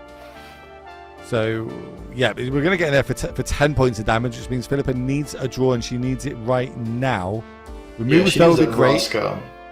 Vraska would be great. Although I'm not sure if that talent is on turn 3. On level 3. Yeah. It's on turn 3. That's all we did last turn. We can make little fishy blockers though, at the cost of 1 life. Remember, with one of the new lands that we see, Fountain Port, big top, Vraska off the top. Just like that, we set it up, we talk about it, she needs a good big top deck, she finds a big top deck, and it is the game win, which will take us to game number 3. Talk me through what we're seeing right there, man. Yeah, so with that talent on level 3, Philippa plays the Vraska, which comes into play with double the loyalty counters it normally would, and she can immediately -9 activate the ultimate ability and put 18 poison counters on her opponent. Oh, I love it. Anyone wins with poison damage, I am all there for it. And just ripping the card off the top, the turn you need it, looking death in the eye, you say no. That means we get more magic for all you beautiful people at home, as we're going to be moving to a game number 3 momentarily. So let's get the sideboards back up on the screen. Let's start with the cookies deck. We didn't get to fully talk through the sideboard on that. So this is the sideboard. Now we're going into game 3. Now we're on the play. What changes, mine? Well, It's pretty similar as in game 2. There are no cards that really kind of win you the matchup. But I guess what I want to say is this sideboard doesn't look particularly strong. Like when you're playing, obviously, I'm not trying to say that this is a deck that I would play or anything like that. It's it's still a fun tournament. Different people have different ideas of what's fun for them or stuff, why they're playing what they're playing. But when it comes to competitive standard, if I wanted to be the most competitive, I would be looking at the sideboard thinking, these are not particularly impactful cards. Tishana Stidebinder is great. It's great against Domain. It's good against Convoke, for example. But when I'm playing against green-black midrange and I look at my sideboard and there is nothing that really stands out, I usually think, okay, something's wrong. That's a red flag for me. Would the flip side of that be, though, that we're bringing a deck that we think is good against this matchup, turning off the go for the throats, etc.? Do we just think that we're so favoured game 1 that we don't really need to designate our sideboard slots to it? As we get down to the match, 6-card hand here for no gold, so we did take a mulligan. We also see 1 card out of that sideboard, hard to hit in question. Yeah, there's a Tidebinder. Oh, and a Tidebinder. How did I miss a Tidebinder of that art? It's not that you don't want a sideboard or you don't feel like you need something against green-black. It's that these colors just don't have, anything particularly exciting against the other, mid-range strategies. What you need is removal spells. You need to be able to deal with cards like Glissa. Sure, the hard-hitting question, it's a removal spell, but it's kind of an awkward one against a deck that has, 6, 8, 10 black removal spells. Well, it was a mode of 5 for no gold at the bottom of our screen. So if you're a no gold fan, it is not looking good as Philippa. Turn 1, Duress sees 2 targets for it. We've got the hard hitting question, that is removal spell, or we can take the powerful boat itself, the subterranean schooner, and that is the one we're going to pick. So is there a card that I'm missing on the screen? Where did that just come from? Tough Cookie's going to enter the battlefield anyway. 2/2, that can make our artifacts, which we do now have 2 of 4/4s if we hit our 3rd land drop. How can Philippa fight back from this? Looks like the Dread Knight is where we're going to go. Just get a blocker on the battlefield. Nice 3/2. Just to kind of put the shields up a little bit. Yeah, Philippa just wants to play blockers here. She wants to stay alive. Caustic Bronco would be a card that I would be looking at, maybe boarding out on the draw. It's great on the play. It's great when you're the one attacking. You're the one that can afford to crew it. But in this matchup, playing a 2-mana 2/2 on the play that doesn't have abilities that would help me block or trade for my opponent's cards most of the time, and on my own turn, being on the draw, there is not a lot of situations where I'm going to be able to afford to crew it. So that would be one of the cards I would be looking at boarding out, perhaps. All right, so we're going to go explore, and we're going to make this Spyglass a 2-powered creature because we did set Ginger Brute on top and we got no interest in it, so it will go to the graveyard. And the follow-up is this 1-drop, like Teething Wormlet. Is this a good card? Like, I've only really seen it played sporadically in some aggressive green decks, but it's never really shined to me. But am I wrong? Is this card just great in these cookie decks? Yeah, I think these decks do need 1-drops. You have Spyglass Siren, which is perhaps the best 1-drop in the deck because it allows you to play the Zoetic Glyph on the free artifact token without, being down a card if your opponent has removal. There's also Ginger Brood, and you need more 1-drops. If you're an aggressive deck, you need to curve out, and the Wormlet is really good. It grows the more artifacts you put into play, so it's obviously great on turn 1 and much worse as a top deck on turn 5. But that's true for most 1-drops. Active Soul Culture is going to be the follow-up play. We might have been on a mode of 5 or 6 here. We might only be on 2 land, but we're cooking on gas, as we say, and being able to not only deal with that Dread Knight that was going on in Adventure, exile the shenanigans that happened with that. We're also able to grow our creature now to a free power, so it will trade off nicely with the other Dread Knight on the battlefield. Go for the throat is what we found, so we do have access to 2-mana spells this turn. How would you think we're sequencing this one, Mine? Just play a blocker and go for the throat on whatever the biggest creature is that you want to take down. Do you do it now, or do you do it in response to like a cold draw activation? Do you do it during blocks? Like what's the optimal time to use that Go for the Throat? Is there any reason to play at sorcery speed? I don't think there are. No, if anything, we know about that hard-hitting question in hand as well. So maybe we could do it in response to that sorcery speed removal. Yeah. Okay. If your opponent doesn't have counter spells, there's typically no reason to play your instant speed removal as sorcery speed. And knowing about your opponent's sorcery speed fight spell, that's more of a reason to keep that Go for the Throat in your hand, to play that in response and get a nice 2-for-1. Are there any signals that we're reading here, though, over on Noel Gold's side? Right? We saw the Dread Knight come down, but Philippa had the extra mana. She could have drawn an extra card and then played the Dread Knight. So the fact that she decided not to do that, is that giving any information away here? Yeah, that should give it away. The fact that you could have drawn an extra card and you decided not to, you passed with 2 mana up, that is basically as if you put the Go for the Throat and put it on your forehead to show it to your opponent. Someone was telling me a really good story about you a couple months ago when they were playing against you in draft at one of the Pro Tours, and you kept up 1 red mana for the whole draft, like the whole game in draft, making them play around like an Unholy Heat or something like that, or some 1 mana removal spell that's prominent.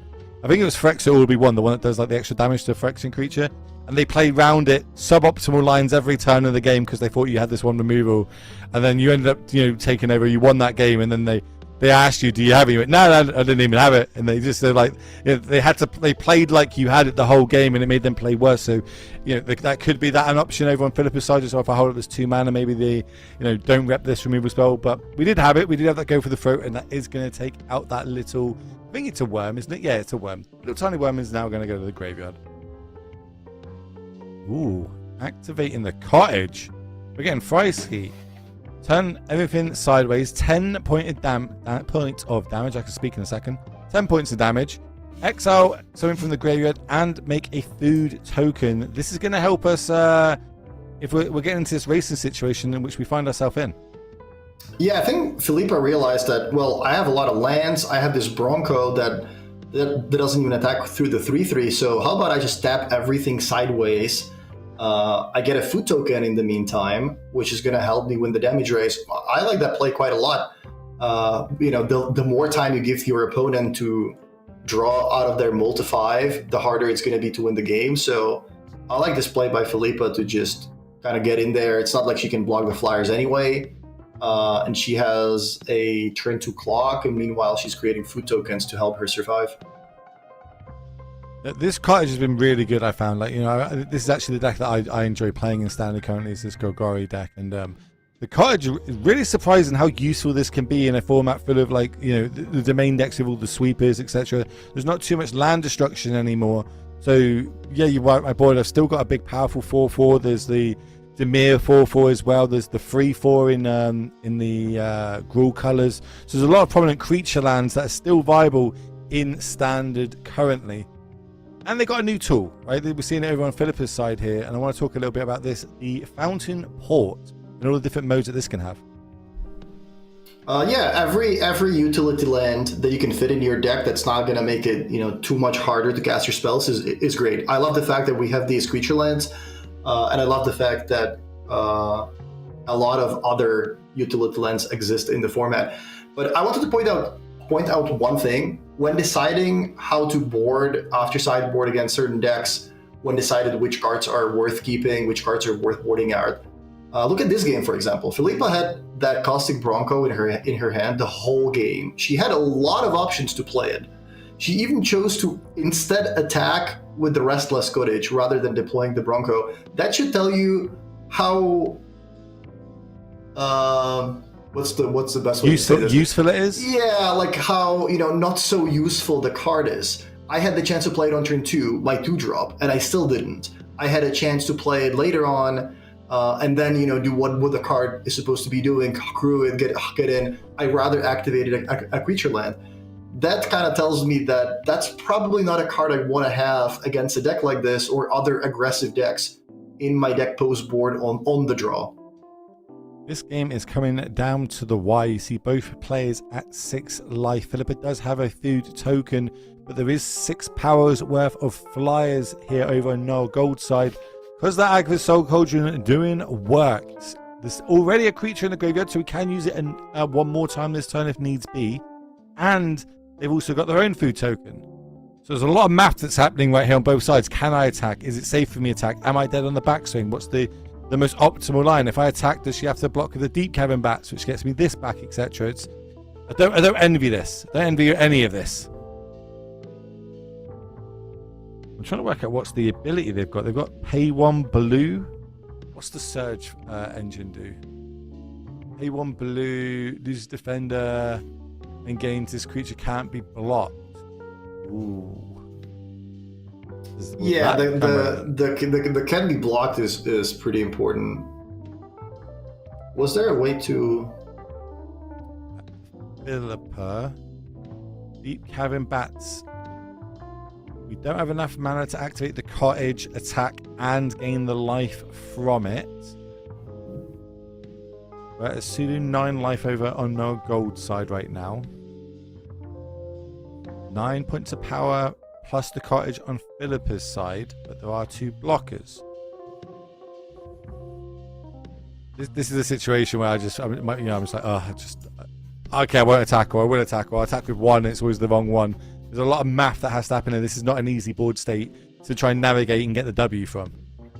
Yeah, I mean, one play Philippa always has available is crewing the Bronco and hoping to reveal a 6, right? She can reveal Vraska. Now you said it. Now you said it. Yeah, she might want to start with the Deep Cavern Bat to see what is going on in Nola's head. But I think she knows about the glyph. I think she played the Cavern Bat before, so she should know exactly. She has the perfect information. Now the question is, does that help her win this turn? I don't think so. It helps her make better decisions, but it's not like, she has a lot of decisions to make. The opponent has 2 flying creatures. You can't really block other than the deep Cavern Bats. I don't think you can. So the problem I'm seeing right now, right, is if both of those 2 flyers can become unblockable next turn, we're dead on board. The only way we've got to gain life is by attacking with this Deep Cavern Bats that we've currently got. That's a 1/1, which means the removal spell will also will come back for no gold, which is ideally not awkward. I'm just making sure it's just a fight. There's no plus on it. There is no plus. Just it was damage. So on that one, can I get lethal through? If I attack with everything, if they just block the bats? Does 9 points of damage go through? So they'd have to block the cottage with the worm. They block the bats with the fire. That's only 8 that goes through, so that's not lethal, which means we get a lethal crackback. I think the line that you said might actually be it. It might just be crew, attack with the Bronco, attack with the cottage, attack with the Dread Knight, and just hope that there's enough damage sequenced together with all those creatures turning sideways to get the W, because I don't think we can be on defense in this situation. That land doesn't make anything that gains us life. It just makes a little fish blocker for 1 life, but that doesn't have reach or flying, or the ability to block unblockable creatures. Yeah, lots of options. None of them look particularly great. I do like crewing the Bronco as well, I think, and then just attacking with both of the creatures. It does give us another draw, right? So, we can draw another spell here. We don't take the damage. Ideally, Vraska would save the day again, do the 6 damage. A removal spell here would be nice. A way to get this Soul Cauldron off the battlefield would be ideal as well. That would turn our blockers back on. Tranquil Thrillback would be really great in this situation as well. That'd be one of the best cards. Deal with one of the artifacts, gain 4 life, get yourself another blocker. Bronco trigger on the stack. Do we want to gain life in response to this? I think that's what's going through No Gold's head right now. There's no reason not to, right? Yeah, I think if you're going to use the food token this turn, you should definitely do it now. You don't want to just randomly die to the Vraska getting flipped from the top. And what else are you going to do this turn? I think the plan was to crack the food token anyway to help you win the damage race, so it certainly makes sense to do it in response. So now not dead to a Vraska, something like a Gix's command would be great here. Duress, not ideal. So here's the block. Wonka's going to go to the graveyard. That can be turned into a +1/+1 counter end of turn. Like, we can fire the Duress off and have the cottage up, or we can play the bats, take the last card, and make gold. Try and work their way around a removal spell. Leaving up this 4 mana means that we can make a 1/1 fish as well. Doesn't Nola just win by getting rid of the? Or just make it. Maybe I'm missing something. Can't you just get rid of the search engine from the graveyard with the Soul Cauldron, and that way your creatures with +1/+1 counters have the ability to just tap blue and give them the ability to not be blocked. That's what we done. Underneath the Soul Cauldron at the minute is the Surge Engine. That's why I mean, all the creatures now currently have pay 1 blue to give it unblockable, and I think that the speed that we're moving is making me think that that is also the line that no gold seeds. You're going to do it for all 3 creatures here because they all have those +1/+1 counters and the ability to act as Soul Cauldron. So this will be 9 damage coming across unblockable. Philippa could do nothing but watch as her tournament dreams are now about to be smashed, as we're going to see Cookies getting it done in the hands of Noah Gold and advancing to a 3-1 record. Interesting stuff. That's pretty cool. Like I feel like on a mold, a mold of 5, mold of 6, whatever it was, just still being able to have a deck that can fight back through that. We didn't see a lot of removal spells in that game, though. That's the one thing that stands out to me. Yeah, it's also just being on the play. Sure, you took a mold to 5, but with the London Mulligan, if you're playing an aggressive deck, the mulligans are a lot less painful. All your deck needs to do is curve out, and that's very different from being a control deck on mulliganing to 5. That means, well, my deck is interested in making a land drop all the way to turn 6. If I don't make a land drop every turn, I'm gonna fall far behind. So being down on resources is much worse for a control deck that now cannot make land drops or doesn't have cards to play. If you're an aggro deck, turn 1 land and 1 drop, turn 2 land and a 2 drop, turn 3 land and a 3 drop. That's 6 cards. If you roll to 4, you can have a pretty reasonable first 3 turns, and then you just need to rip a removal spell off the top, and you can very easily win any game of Magic. So that's why the aggressive decks are so much better at mulliganing, and I like when the aggressive players aggressively mulligan, when they look for that aggressive opening, because that's exactly what your deck needs to do. If you keep 5 lands, a 1 drop and a 3 drop, every land you're going to draw from that point of the game, I mean, that 5th land is already dead. So every other land you're going to draw is basically going to be a dead card. So taking aggressive mulligans is certainly something I would strongly recommend under this new London Mulligan rule with decks that are trying to curve out. All right, I got 2 questions from that for you. One is, what's the lowest you've mulliganed to, and one again Magic? I think I was just digging for something on my old hard drive, and I found a screenshot when I won on a multi 3 in a limited game, which is probably the wildest that's ever happened to me. Yeah. And the follow-up is, we've seen a lot of aggro decks. We've seen a couple of mid-range decks. We haven't seen any control decks. Is there viable control decks left in standard now? Are they falling wayside, or is this just when we have a new meta, a new format, do we just tend to see the aggressive decks doing well, preying on everybody trying the new decks and kind of getting it wrong until they finally find a solid control deck? Yeah, I think blue-white is probably the most control-ish deck in the field, but you could also make an argument about Domain being sort of a control deck. You have a lot of removal spells, like sweepers. You have Sunfall, you have Temporary Lockdown, you have Leyline Binding. A lot of these decks run Get Lost now to be able to deal with the Innkeeper's Talent. Mm-hmm. So you could make an argument that Domain might just be the best control deck, even though it's kind of a mid-range deck because you play a lot of creatures as well. You play the Archangel, you play a Truxel, you play Hard Migration. But the most control deck is certainly Azorius. Like that's what you think about when you think about card draw, sweepers, planeswalkers, and almost no creatures. No, so like, I hear what you're saying, and you're selling it to me. I don't like the blue-white control deck, but if I can play a control deck with Atraxas in it, I'm there for it. Like, I love playing Atraxas in it. I think I played it in every format, actually. I really love that card, and just the impact that card has had along multiple different formats. It's cool that we've got like a new big legendary creature. Gristlebrand was the one that was kind of we used to go to. But this is going to be the end of round number 4 for everyone just tuning in. Nice to see they've got a raid there from Philippa who just went out. So I think we should just, how about we just do a giveaway, and we have a keyword being Philippa. So chat, type the word Philippa in chat if you want to be in a chance of winning 120 play points. We're going to step away, have a little break, and then when we come back from that, we'll bring you round number 5, one step closer to not only that beacon giveaway, but crowning a champion here of MTGO Creators Showdown. So that's mine. I'm Will. We'll see you after this.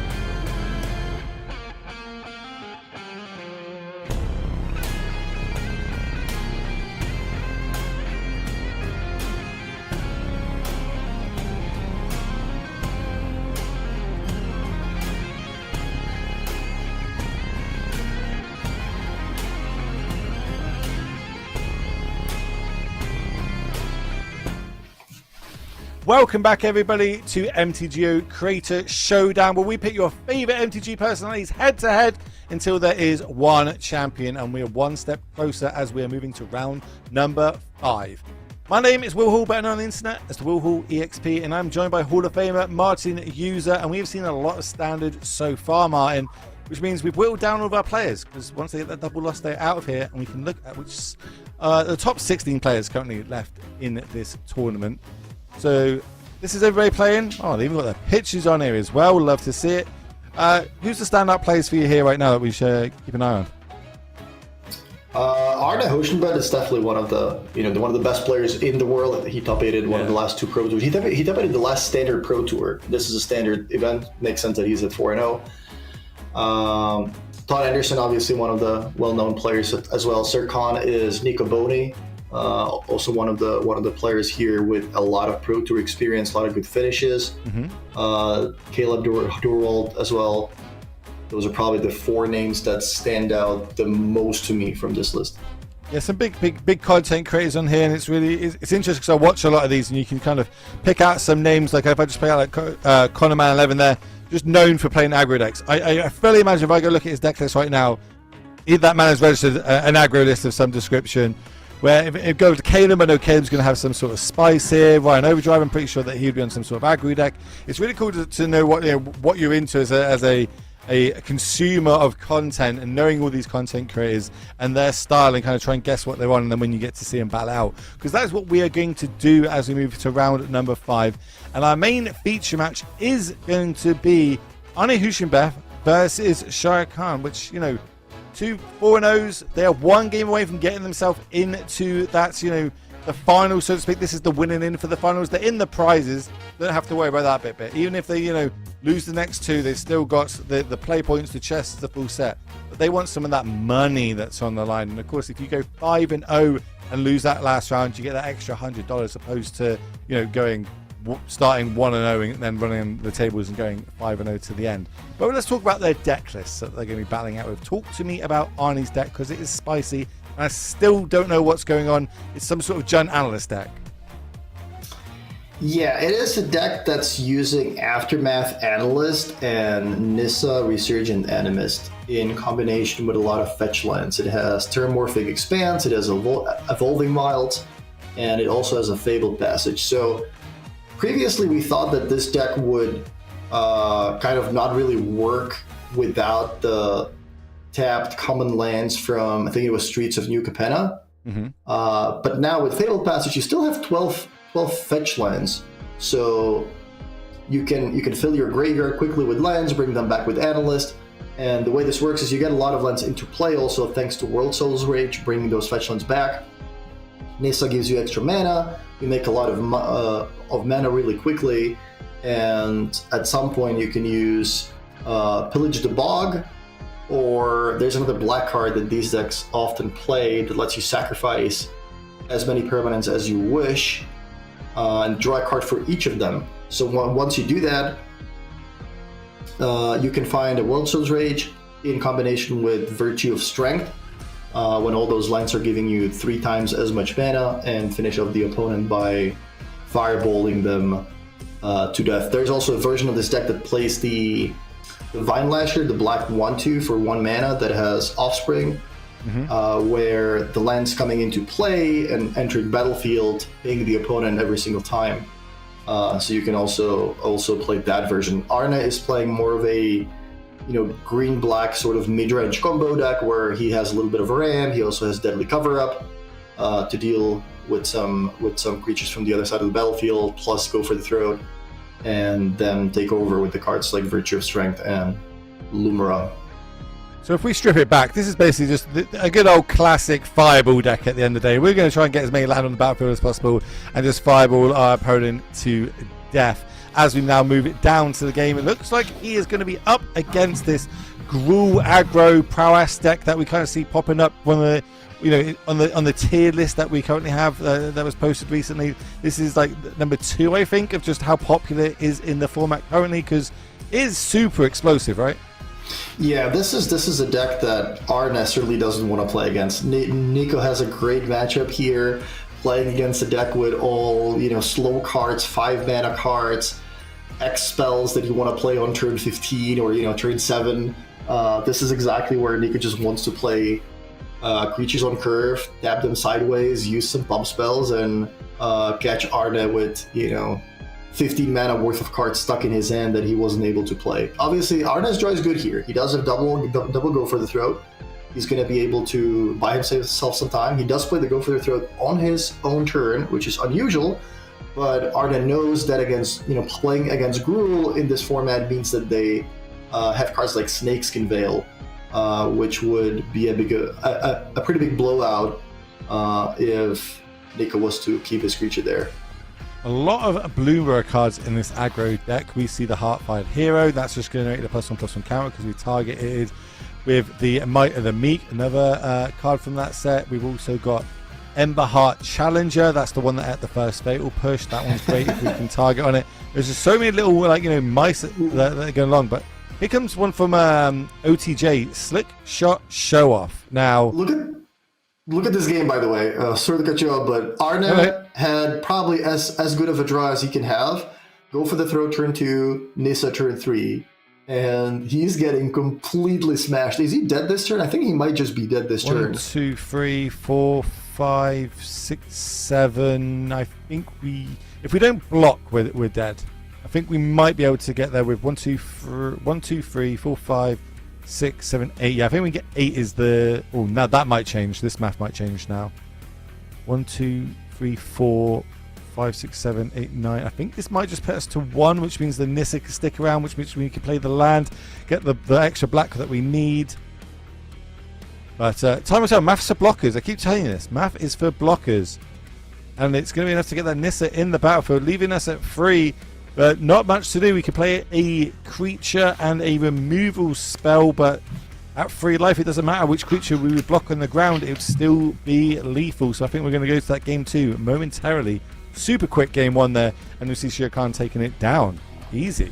Which means we're going to start our sideboarding with an Arnie side. See what he's got on the board to try and shore this matchup.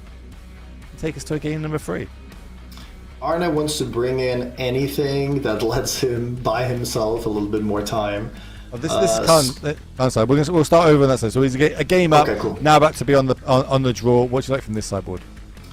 From this sideboard, I mean, your deck is already really good against your opponent. You're not going to want to change too much. Let's see what we have here. Tectonic Hazard. That's a card you want to bring in against the Jeskai Convoke deck. You don't really want to bring in Orabrusk's Forge, I don't think. Although when you're on the draw, your opponent's gonna have more time to play the removal spells. It's gonna be harder for you to get in with the creatures. It could be a card you can bring in. Depends on how you feel about cards like Demonic Rukus and Shock. Okay. But other than that, Scorching Shot. That's typically for Shieldred. And here we have Arne's deck. He wants to bring in anything that's cheap and deals with the cheap red creatures. Tranquil Frillback is going to come in for sure because that's +4 life and a blocker. Tyrannex Rex, obviously way too expensive. Outrage Robbery as well.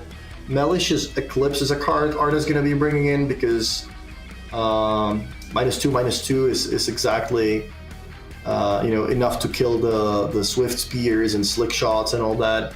Although if your opponent keeps up 1 mana for something like Snakeskin Veil, then that could still kind of counter your Eclipse. Long Goodbye is probably going to come in as well, and not sure about Duress. I don't feel that Duress is all that great in the matchup, although it might just be necessary because you simply just need some cheap cards. You need to be able to double spell. All your deck is full of expensive cards. Deadly Cover Up costs 5. Virtue of Strength doesn't really do all that much on its own. Spelunking, sure, that makes you more mana later on, but it doesn't protect you from the creatures on the other side of the battlefield. Pillage Bog is a slow kind of a tutor spell. So yeah, this just doesn't look like a great matchup for Arne, and I'm kind of surprised. I haven't really played this deck in Standard yet, but I'm kind of surprised he doesn't run something like Disfigure, for example, to be able to double spell and kill something for 1 mana, or the Black Virtue, which is a way to deal with a creature and also give yourself some life and have something for the late game.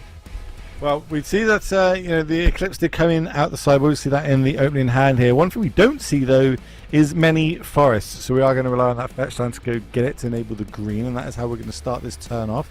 Ani Hushinbeth, one of the best players currently in the world, fresh off joining yourself over there at Channel Fireball. Arguably one of the best teams we currently have in Magic the Gathering, and he's going to need all that skill, all that resource to pull himself out of this game and take us to a game number 3 on the draw. Remember, winner stays on, basically. We got a King in the Hill situation. The winner of this will find themselves in the finals, going head to head to take this, create a showdown, literally down. Over on the other side, we've got a lot of creatures, and I'm seeing multiple slick shots, and that's always scary. Yeah, I'm looking at what the other 2-4-0 players are playing, and one of them is Todd Anderson, who's playing the Jeskai Convoke deck, and the other one is, I believe, also a red-green aggro deck. I'll have a little look for you. Yeah, we'll find out. Talks about the synergy about these mice, because we're giving mice double strikes now, and when we target that mice, it gets a +1/+1 counter. Well, actually, it will get swept off the board. But how do we rebuild from here then? Let's start with that one. How do we rebuild? Yeah, I mean, this was a good 2-4-1 for Arne, but yeah, you kind of expect that to happen, and you have 3 slick shots in your hand. So I think at some point you just want to make it so that the slick shots are attacking at the same time when you want to play this one big turd with a lot of spells. So maybe we're going to see Nico putting the slick shots, using the plot mechanic sort of on the side, and then have this one big turn where he attacks with a bunch of haste flying stuff with some extra pump spells so that he's not putting himself in the danger of getting his board swept by a sorcery speed removal spell. The Pillage Bog's a cool one. We see this pop up a little bit in Pioneer. It's played in some of the Niv decks, just like a good way of trying to find that key card that you need. And we do find one over on Arnie's side here. And I was going to ask you about this, but we've run out of time a little bit. We see the center of the web come. So I think I pronounce it Izoni. Center of webs. Yes, it's a 6-drop, which isn't ideal in an aggro matchup because it's probably going to, they want to end the game while this is stuck in your hand. But if we do get it down and we can collect evidence for, that's going to generate some more blockers, some 2/1 flying green, black-green spider tokens with Menace and Reach. Yeah, having Reach is super important here because you get to block the slick shots. So normally, yeah, it's a 6-mana card, gives you 3 creatures. That's typically good against creature decks, but a big part of Nico's deck is having the slick shots and attacking in the air. So getting yourself to Reach spiders could buy you a lot of time. Can we even take this turn off is the other question I'm thinking right now. Evolving Wild's going to go to the graveyard, and we're going to fire this bog off. We're looking for some removal spells, and we're looking for it right now. Looking for Go to the Throat would be great. A Long Goodbye would also work. And I think that's our only removal suite that I can see. Yeah, that's our only 2-mana removal. Going to have to be good. Do we have any way of gaining life? Doesn't matter, we found the Long Goodbye, one of at the sideboard. Okay, that's important. I mean, this game, Arne had pretty much everything he needed. He had the Analyst on turn 2, followed by a Sweeper to clear Nico's side of the board, then some more removal spells, another Sweeper, and he's still on 8 life. That's what happens when you pay extra mana to play your spells, basically, by playing the Pillage the Bog. Pillage the Bog doesn't affect the board. It finds you a good card, but you have to pay 2 mana for that. And if you're playing mono red, all you want your opponent to do is just spend mana on stuff that doesn't affect the board. That's exactly what you want to see.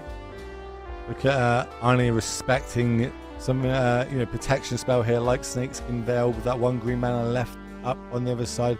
Will Treatment is also the other card that we can usually see in these decks for 1 green, but we will take the 3 points of damage, and then kill at end of turn, so no extra damage go to our face. But that's the 6th mana we need. Do we want to go for a removal spell, or do we want to add to the board a big 5/4 creature plus 2/1 little spiders, which of course will have reach and be able to deal with this slick shot show off? Yeah, I think this is the turn where I would try to turn the corner If I play Izoni here, I get to block the Slick Shot, and next turn I get to attack with the 5/4 and start creating more and more reach blockers that are going to make it really hard for my opponent to win. Although obviously you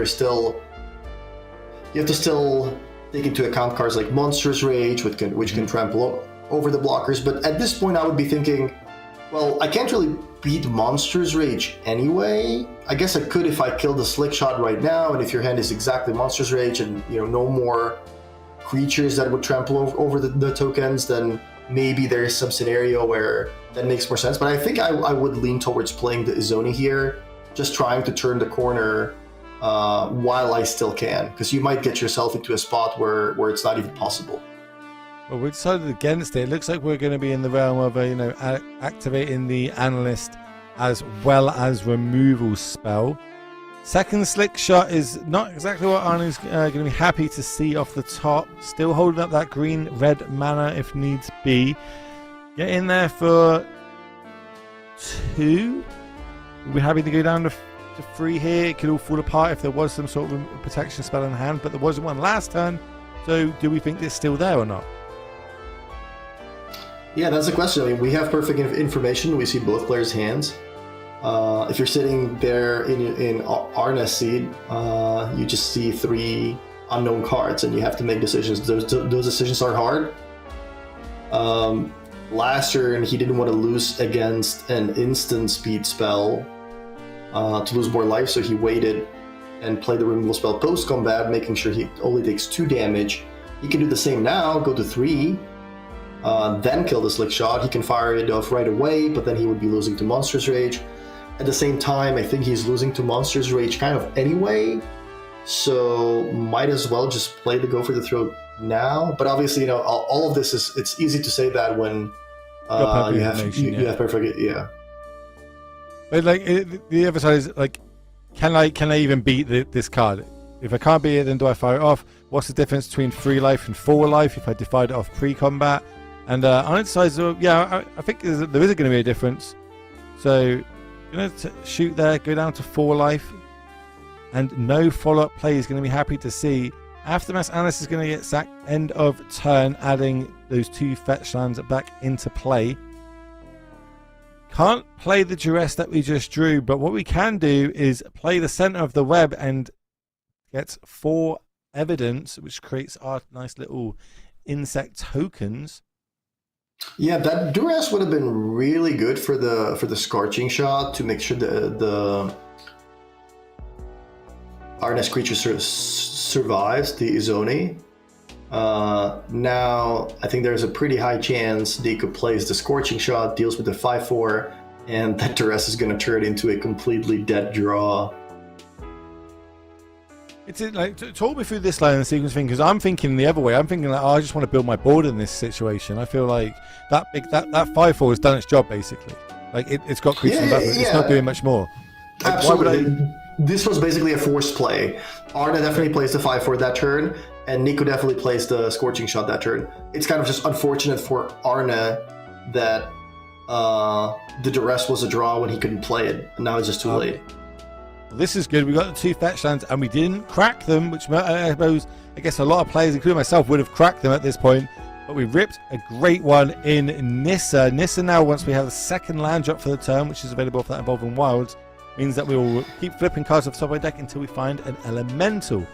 I think, or is it Elemental and Elf? I think are the 2 types. It's an Elf and Elemental, and the thing is that Lumra Below of the Woods, the 6 mana X Vigilance reach creature, which has power and toughness equal to the number of lands you control. Also says when it comes into play, it mills 4 cards, and then you return all land cards from your graveyard to the battlefield tapped. So that's the card that Arna was looking for here. And that's the one he found. It's also a huge creature and a good way of closing out this game, because it's going to have Vigilance and Reach alongside. So it's good blocker, it's good attacker, and it's only going to get bigger. But here comes this pesky little mouse again. Talk me through this one, Manifold Mouse, and why it's so scary. So, one thing that Nico has available here for the future turns is that Emberheart Challenger in combination with the mouse means that every turn you kind of get a free card, because the Challenger, whenever it's targeted by a spell or ability, each turn you get to exile the top card of your library, and until the end of turn you may play that card. So not only is the mouse just a good aggressive creature, it also just works really well with the Challenger to get you a little bit of free resources. I like that. That's a cool little synergy. One thing we haven't spoke about is Offspring as a mechanic. You know, it's for 2 mana we get a 1/1 copy of the creature that we've just basically got the Offspring off. You like this mechanic? Is this a cool mechanic to see in Standard? Yeah, I think it's more of a cool mechanic for Limited. Mm-hmm. But yeah, I mean, for Standard, if I'm an aggro player and I can use a lot of my cards as 2/1s, or whatever the amount of Offspring cards I have, if I can get 2 cards for the price of 1, that's always great. So yeah. Yeah, definitely in a limited format. Being able to 2/1 your opponent multiple times is always going to be a winner. But now we get to see this little bit of resource shenanigans that you were speaking about. So we not only get to target the Emberheart Challenger, but also trigger it once, because it can only happen once a turn. So we do get the top card of our library going to exile, and we can play it. It looks like it is another Manifold Mouse.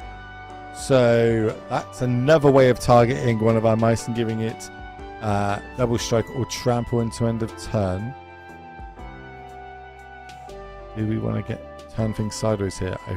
Everyone's at 1. We got 4 attackers. Because it's got haste, that is lethal. That is going to be Shurkan taking down this game, being 5-0 and advancing to today's finals. But who are they going to be against? Let me have a little look if I can find out the winner. Looks like they're still playing over on the other one. Of course, you can go watch it from their point of view as well, because all of our creators today are streaming on their relevant platforms. If that's YouTube, that's Twitch, wherever they want to be streaming from, they're streaming, so you can get their perspective on their matchups. In the blind, we're great here. We've got both decks, we've got both hands. It's an open deck this tournament, and we've got Mr. Martin User in the booth, ladies and gentlemen. How are you finding it so far, Martin? Standard as a general? I think Standard's great. Okay. Some of the decks are very fast. There's this mono red deck. I know a lot of people are saying, yeah, I mean, this red deck is a little too fast, and all that stuff. But I think it's cool when red every once in a while gets some good synergies, good 1-drops. I've been always saying that red, for me, when I'm looking for playable cards, the baseline for 1-drops is it needs to deal 2 damage when it attacks every turn. I don't really want to play 1-mana 1/1s. The days of Raging Goblins are long gone. And yeah, red has some pretty decent tools right now. It's really fast. A lot of those prowess creatures work extremely well with the monstrous rages, and some extra removal spells. So there's a lot of decks. There's a lot of good sideboard cards. There's a lot of good removal. And yeah, it looks like Standard is in a pretty reasonable place right now. Well, I'm seeing in the chat from the man himself, Tandy, it looked like he won his game, so we'll be in the finals against this Gruul aggro deck that we've just seen. And we saw Tandy early on in the tournament, so in the finals will be 2 aggro decks going head-to-head to see who can call themselves the content creator Showdown Champion of Standard. A nice little title to have. Go on. I can tell you one thing before we get to the matchup. When I played Convoke at the Pro Tour, I did not want to get paired against the prowess decks. The slick shots, with flying. Obviously, now that you added blue, there's a Spyglass Siren. It's an extra flying blocker, but I did not find that matchup to be particularly great for the Convoke deck. So obviously, you can win the die roll, anything can happen, but I would give a little bit of an advantage to Nico in that finals. I'm going to say whoever's on the play. That's just, it seems to be what we've seen all these aggro decks going head-to-head. Whoever seems to be on the play seems to be able to take it down. But we're going to be joining this game here. This looks like the Boros. We were talking about control decks and how they're not really showing up. Maybe this Boros control deck, which isn't something you say every day, might be one of the better ones in the format, in the hands of Yeoman here, up against Connorman 11, who is known for these aggro decks, and we've just seen it in action. This Gruul aggro deck how explosive it can be. But both players at 5, and I see a Forge on 5. Yeah, there's a lot of mid-range decks in Standard that are playing a lot of these mid-range white cards. If you want something defensive, there's Sunfall, there's Get Lost, Lay Down the Arms, there is Archangel Elspeth, some good white Planeswalkers. Beza the Bounding Spring is a card that shows up in a lot of these white mid-range decks, but this deck is more built around tokens. It has Caretaker's Talent, which is a card from the new set that basically lets you draw some extra cards. If you're getting tokens into play, it lets you copy some tokens, and ultimately it gives all your tokens +2/+2. So that's what the deck is sort of built around. It's like the value that's going to be bringing along with these. Also, we've got these Sunken Citadels. I love that these are now seeing more play. One land that comes into play tap, but you can tap it for 2 to activate any of your creature lands or lands with different abilities. And now we see Fountain making a little bit of an impact in Standard itself, so it's cool to see this one coming back into it. Connor, though, is going to be... I don't know how many cards are in hand for him. I can't think. I think he's got 0 cards in hand. Looks like both players might not have any cards in hand here, so both top decking. This might not go the way that he wants. We've got to leave back blockers because that Forge is going to be 6 power next turn. There's the Elspeth on the battlefield as well. She can do some different shenanigans. Can't quite make out what loyalty she's on just yet either. But decided we're not going to turn things sideways. We're going to have to go on the old defense, which isn't exactly where Gruul shines. Yeah, exactly. Well, once you get into a position where you have to block or you can't really attack anymore, you have no cards in hand, that's typically where your opponent is able to turn the game around. And in this position with Rubber's Forge on 6, I say not even attacking there, just going to scoop it straight in. We've got the flying unblockable creature, and that's going to be enough for Yeoman 5 to take that one down. So congrats to them staying in the tournament, getting me one step closer to getting away with a little bit more cash, potentially, if they can hit that ideal record of 5 wins and 1 loss, because we already know who is going to be in our final. So on that one, we're going to step away. We're going to set that one up, and we're going to have a short break. But before we do that, we have got a big giveaway by one of our sponsors here today, Beacon, ladies and gentlemen. I'm going to set up, we're going to get the graphic on the screen so you can see what is on the lines, and it is a beautiful microphone. Maybe you want to get into content creation yourself. Maybe you're already in it. Maybe you just really like podcasts, or maybe you just like having Zoom calls at work. This microphone will be great for every single person in there. Obviously, if you want to be a creator and you want to start getting into the Creator Showdown as well, this will be a good way to kick your creator journey off. As everybody's going to need to... Oh, it's already started for me. Thank you. Type the word Beacon in chat to be in the chance of winning this. You need to be in North America or have a way from getting it from North America to wherever you are in the world. Fully understand that this is a global stream and all people watch them all around the world. So, you know, make note of that. If you do end up winning this, you need to be able to get it to your house from North America. Maybe you've got a friend. Maybe you're just going to go on that holiday and we post to your hotel. However it is, we'll try and get this to you nonetheless. So on that one, type Beacon in chat. Me and Martin will be back after this short break for the finals. So don't go anywhere.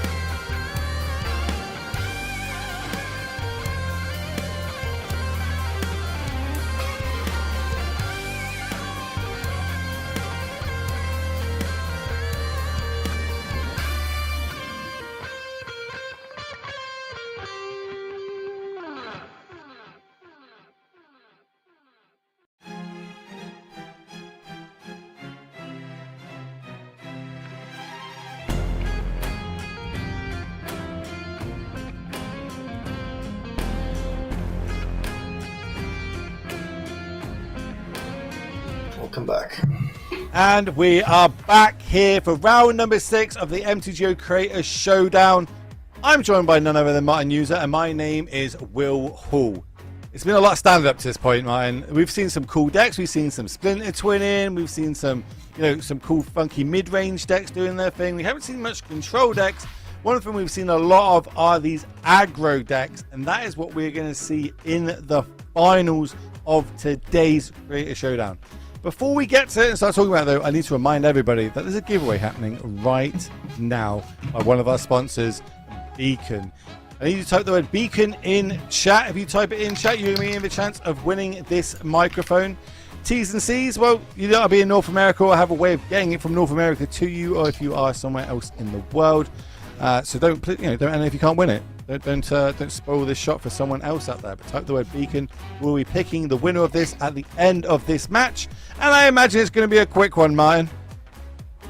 Yeah, these two decks are really fast, and sometimes if the format has a lot of mid-range decks that are kind of trying to go over the top of each other by including more and more slower cards, that obviously the slower planeswalkers are great if both of the mid-range players have some creatures on the battlefield and nothing's really happening. You need something that breaks the board stalls. So the more expensive cards you run, the better your deck is in the mid-range battles. Sometimes it's better to go under those decks. It's better to bring in the Convoke deck. It's better to bring in those slick shots and some extra spells, ways to pump them shocks, and that works really well. That's going to be a lot of the cards that we see here, because we have got in the finals Tandy MTG versus Shire Khan. That is Todd Anderson and that is Nico Boney. Both extremely good players in their own right, very accomplished in the game of Magic the Gathering. But you said there's one side of this board you would rather be on the other, so talk to me about that and why. Yeah, when we tested the Convoke deck before the Pro Tour in Seattle, the red decks had, I think, a pretty clear advantage because we also couldn't really block Slick Shot. So anytime they were on the play, they had Slick Shot turn 2 and just a reasonable draw. It was really, really hard to beat that.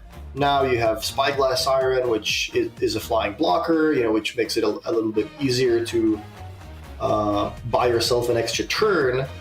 And sometimes you also just win the die roll and you have a really good draw. Like Todd's draw is really good. I think if Todd was on the draw, going Inspector into Gleeful Demolition plus another Inspector and then case of the Express, then he would probably be winning against most 7 card keeps from the red side anyways. Still got a real explosive turn this turn if they, he decides to go for it. Gleeful Demolition is going to deal with the token, generate 3/1/1 goblin. Yeah, I think the Phyrexian goblins actually, right? It's weird that we get Phyrexian goblins, but we've got them nonetheless.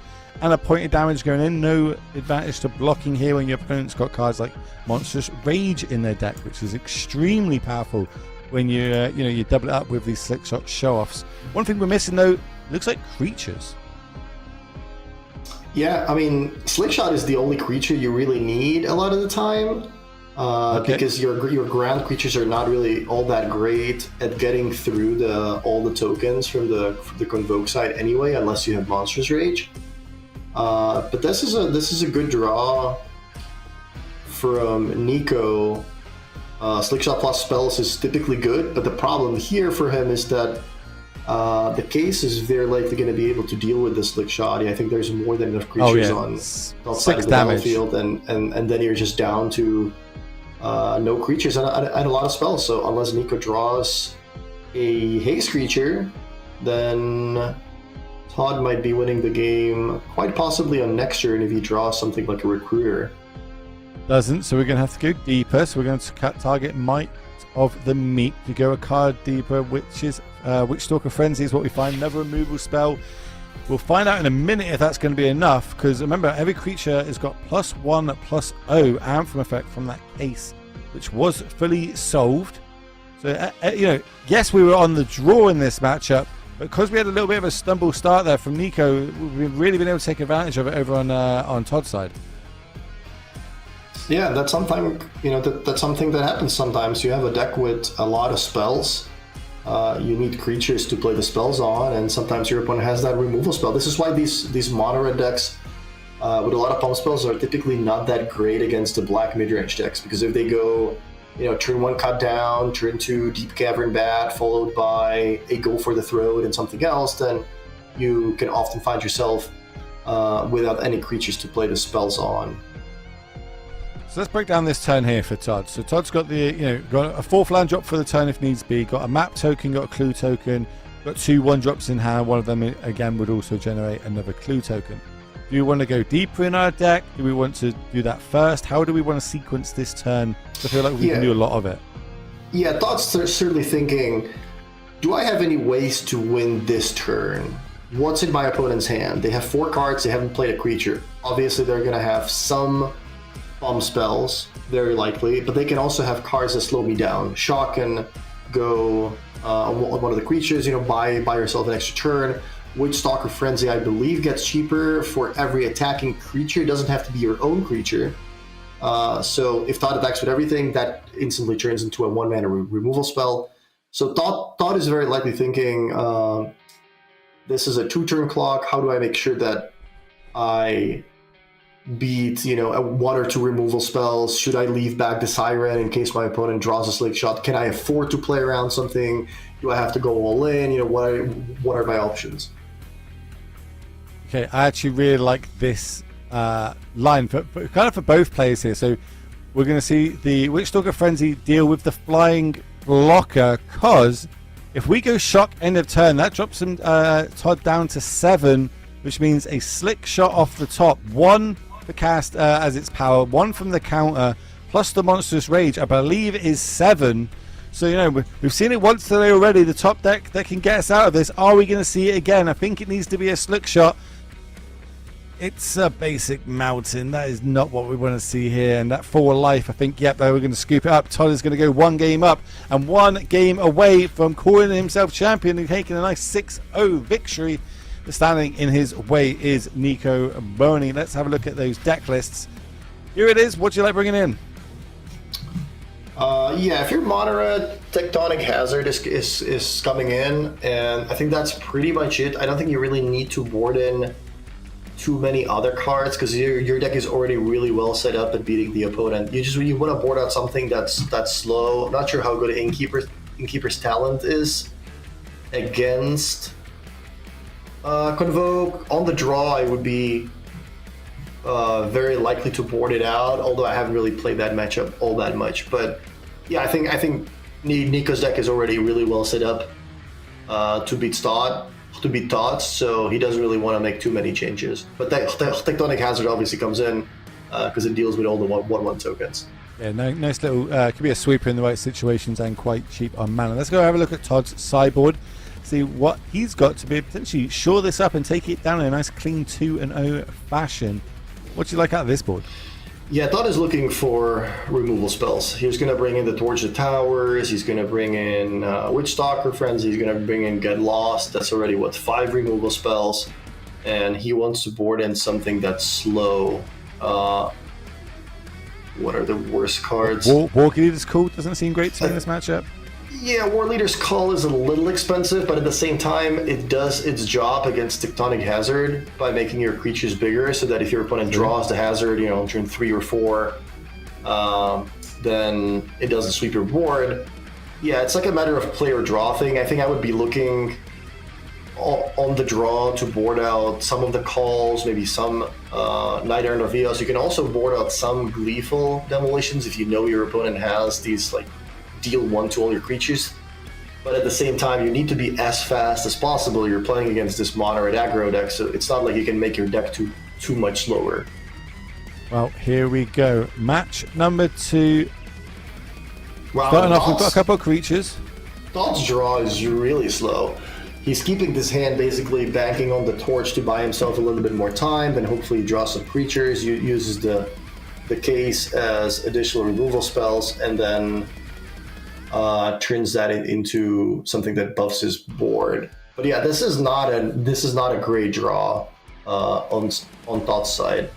If he draws 2 more lands, then he can be dead on turn 4.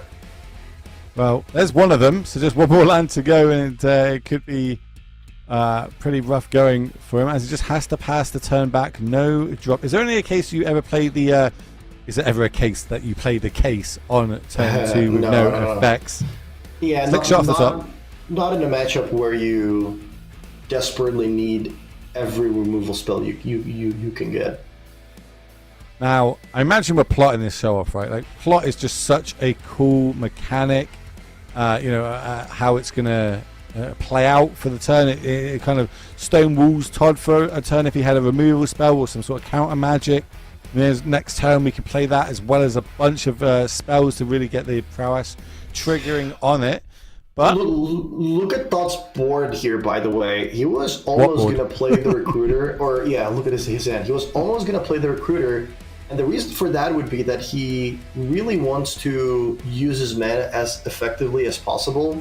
If he plays a 2-drop here, he would essentially burn 1 mana that he's not going to be able to use. But the recruiter here is still so much better because it gives him 2 creatures, and next turn he can play double Ks and maybe deal with Nico's board. So I like holding on to the recruiter, even if it would mean using my mana more effectively. We're holding up. We've got Monstrous Rage and we've got the Hazard, as well as Shock. Snake Symbiote we can't use because our land comes into play tap that produces green. Yeah, that's a super awkward thing in these aggro decks. You don't want to play tap lands, but at some point you have to, because if you're going to play some green spells and your deck has only 8 sources, that's not enough. So in addition to Carpelson Forest and Copperline Gorge, you have to add some more ways to produce green mana. But yeah, so sometimes it comes into play tap, and it might just cost you the game.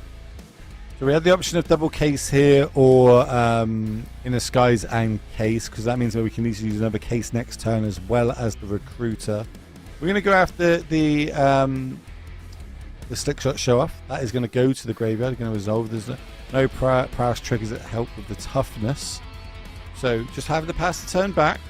Shields are down for a turn, but we've just got this lonely little mouse here that is going to grow with this Monstrous Rage, giving it that monstrous token, as well as +2/+0, and of course the counter from itself. This is the first time we have targeted it this turn. Nice big 5-powered creature getting turned sideways there. Another Recruiter on the top. So this looks like it's going to be a big turn. Bump the team. Everything gets +1/+0 in haste. Follow-up is another Case. This can do 4 damage to that mouse on the other side. We do have a way to protect it. We also got a Shock if we want to use it that way. Essentially, I'm surprised. I might have missed something, but I'm surprised Nico didn't fire off that Tectonic Hazard.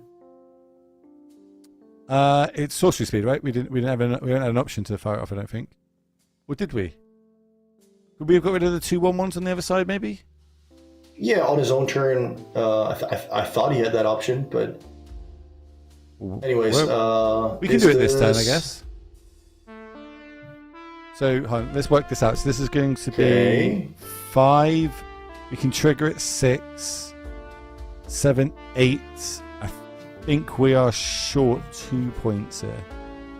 So yeah, this is an interaction we haven't spoke about, is that the land can also trigger. It's getting this extra +1/+1 counter if needs be. So if we do draw another Haster, we can now give that trample by keeping this Monstrous Rage in hand. Rock Face Village is the card I'm talking about, that target and give it +1/+0 in haste. That's 7. I think we're looking at some cards. What could Todd have next turn that can kill me? I'm at 13 life. He's got 1 card in hand, 1 card off the top. No artifacts in play. What can Todd draw to win? If he draws Result Reinforcements, would that be enough? Is that a 4-power Innkeeper? Or Warden, rather? 4, 5, 6, 7, 8, 9... No, that would be 12. War Leader's Call is not it. We're going to need to get some toughness on the board. We can make 2 4/4 Knights with Vigilance, though, for 5 mana. Well, actually, there'd be 4 2s because we've got the double Case, but that is not going to be enough in the face of it. So we're leveling it up. We're going to go to game 3, and Todd is going to be on the play. Everything on the line. The title, the money, and more importantly, that tweet once saying I managed to take down the creator Showdown. So let's have a little look at their sideboards. Starting over on Todd's side. Now on the play, anything play draw dependent? Yeah, we mentioned that before. If you're on the play, you typically want to get more proactive, more aggressive. You want to be the one putting pressure on the opponent. You don't want to pass turn 2 with a removal spell instead of developing your own board. So that might be something Todd might be thinking about. How many removal spells do I want? But given the way the mono red deck works, or the Gruul deck works, where you only really need one creature that you can play a bunch of pump spells on, I think Todd still wants as many removal spells as he can get his hands on, because it is so important for him to have that removal for that Slick Shot or for that Swift Spear. So I think he doesn't really change anything. He keeps those extra five sideboard cards, 5 removal spells in from the sideboard, and boards out some of the expensive cards.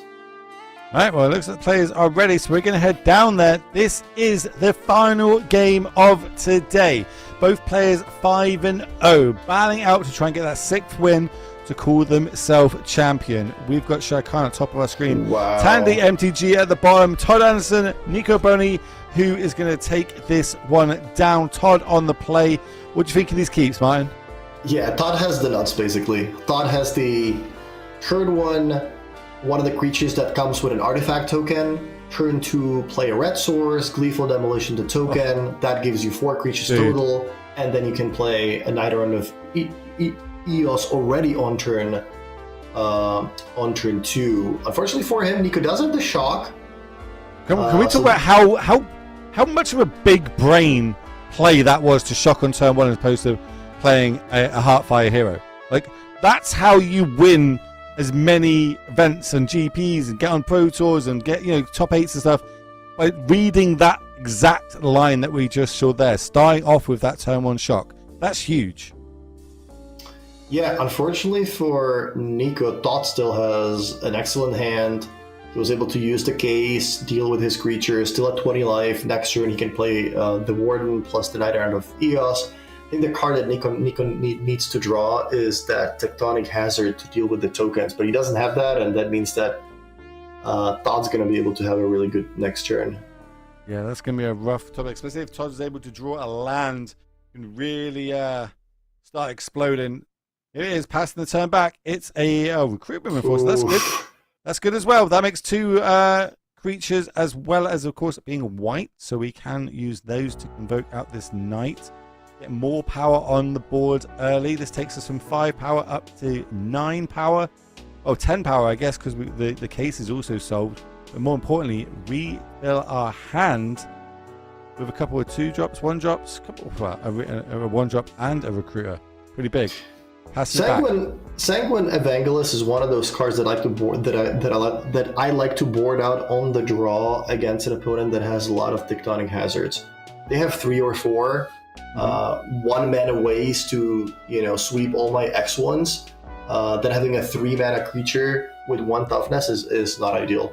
But yeah, on the play, obviously you can change things up a little bit, and you also just need to have the most explosive draws possible. That's wow, the 3rd land drop off the top. Nico is fully aware that this recruiter is a thing, because it was revealed, and now everything gets an extra +1/+0 and haste.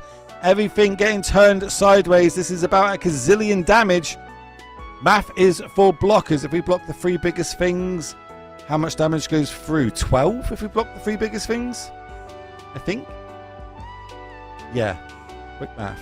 Yeah, I think Nico here thinks about, can I win next turn? Is there any way where, I can put together 20 next turn? Should I chump block with just 1 creature, give myself some outs to try to win next turn? If I trade off the creatures here, is there any chance I can win? My opponent's at 20.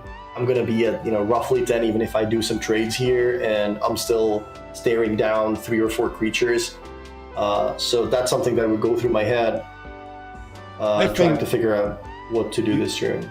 You basically need to block in a way, I think, that you trade with everything and leave yourself open to attack Tectonic Hazard off the top. I think that's the only card that saves you in this spot, right? That makes sense, yeah. And it's not basic mountain, I tell you that, with 2 creatures in hand. The ability to play both, but Todd with 5 creatures means we're not going to have enough blockers, and we're going to see Todd Anderson taking this match down and calling himself the MTGO Creator Showdown of Standard. So congratulations, Todd. Done in performance and done with the deck that you took to the PT, Martin. What do you think about this blue splash in it?